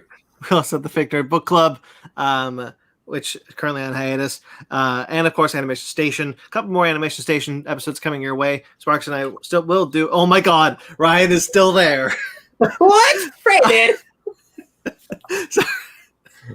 All right. I kid. We also have the Animation Station series. Sparks and I are going to do Obsidian eventually, and eventually we'll also have Transformers War for Cybertron Kingdom. So both of those animation stations are coming. Stay tuned for those. There you go. So that's all the stuff you can find on this channel. You check out some. You want to help us out? Check out our merch. We got masks, guys. Hey, guys. Clifford was pushed back. We didn't talk about it in the news because, but it's happening again. Maybe we wear some masks. Maybe we get vaccinated. I don't know. I don't want to live through this shit again. We're also going to do a Green Knight special at some point very soon. Oh yeah? Yeah, we already decided a while ago we were going to do a review special. We didn't review Green Knight because we decided to do Jungle Cruise on this episode, but we are going to talk about Green Knight in the near future. I really hope so. So we are all going to watch it this week, figure that out, and we'll see. Hell yeah. So stay tuned for that. I forgot we were doing that. Thank you for reminding us, Sparks. You're welcome. But yes, the Delta variant is real, guys. Wear some masks. And if you want to selfishly buy some masks for us, you can get those linked below. Those are made by my girlfriend. And you can check out our Patreon if you want to support us like that. We have... That was so funny. Oh my God. You can check out our Patreon. We got 4 tiers on the Patreon. We got the first tier, which is only $1. You can check out what are you doing? Oh my God. Chapstick on. You can check the $1 tier. That's if you kind of like us. Our $5 tier gets you some things and more things. If you guys wear your damn masks and get vaccinated and all that crap, and we can do some stuff. And there's our $10 tier, which is our shirt, which is currently "Don't Be a Dick," written in the design of the That's All Folks from Looney Tunes. And then there's the $20 tier, which is if you love us, give us $20. And of course, you can find our TeePublic, which got a bunch of shirts, a bunch of merchandise, all that jazz, all that jazzy fun stuff. Those are links below. You can check out our website at www.fakenerdpodcast.com. Where you can find all these links as well. Thank you to everyone who listens to the show. Thank you to everyone who watches the replay. Thank you to everyone who watches the live shows when we have more than one person watching, Meg. Thank you to Jeremy Vellucci for our theme musics that you've heard all tonight and all the themes for every single show we have. You can find him at Instagram at Jeremy Vellucci Keyboards. And you can find his show, Suburban Proctologist. You can find that on iTunes, Facebook.com/Suburban Proctologist Official, or Instagram at SubProc Podcast. Thank you to Mike Mottola. New collaborations with Mike Mottola coming soon. Excited. So to get to talk to that guy again. Soon.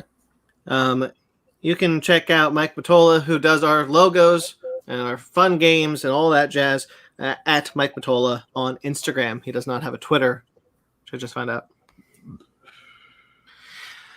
You can find us on Twitter, Instagram, Facebook, all at Fake Nerd Podcast, fakenerdguys@gmail.com. If you'd like to get in touch with us personally, I'm at BT McClure on Instagram and Twitter. Ben. You could find me enjoying my vacation to the absolute fullest and also bobbing and weaving through the corona-infested waters of Miami, Florida this Friday at BenMagnet27 on Instagram and Twitter. And also, I write for oldschoolgamermagazine.com. I'm definitely going to make sure an article comes up before I leave for Florida. And if it doesn't, I'm sorry. I failed you. You trusted me, and I failed you. But my last article about the mobile app GameEye, which is a video game cataloging app, is up right now on the website. So go ahead and check that out. Sparks. You can find me still watching Shark Week at Sparks Witty on Instagram and Twitter. How long? TRKZ Witty. How long is this week? For me, it's a month. Shark Month. It's your dream come true. Sorta. Let's be real. Sparks would probably love it if it was a shark year. And let me be clear. It's a Shark it Life. would have been a Shark Week if I had the time to put it in a week, but There I you have go. to stretch it out. And that kind of bums me out, but it is what it is. and glasses. You could find me digging through the ditches and burning through the witches at DJ Tony Snark everywhere. Slamming in the back. There you go. For you audio listeners, he has just glasses right now because of his green screen suit. I am the Invisible Man. That was Ryan Eliopoulos. All right. Subscribe to us on iTunes, Stitcher, Google Play, TuneIn, Spotify, iHeartRadio, Amazon Music and Podcasts, and Pandora. Rate and review wherever you get us. Like this video and subscribe to this channel. Until next week, guys, stay fake nerds.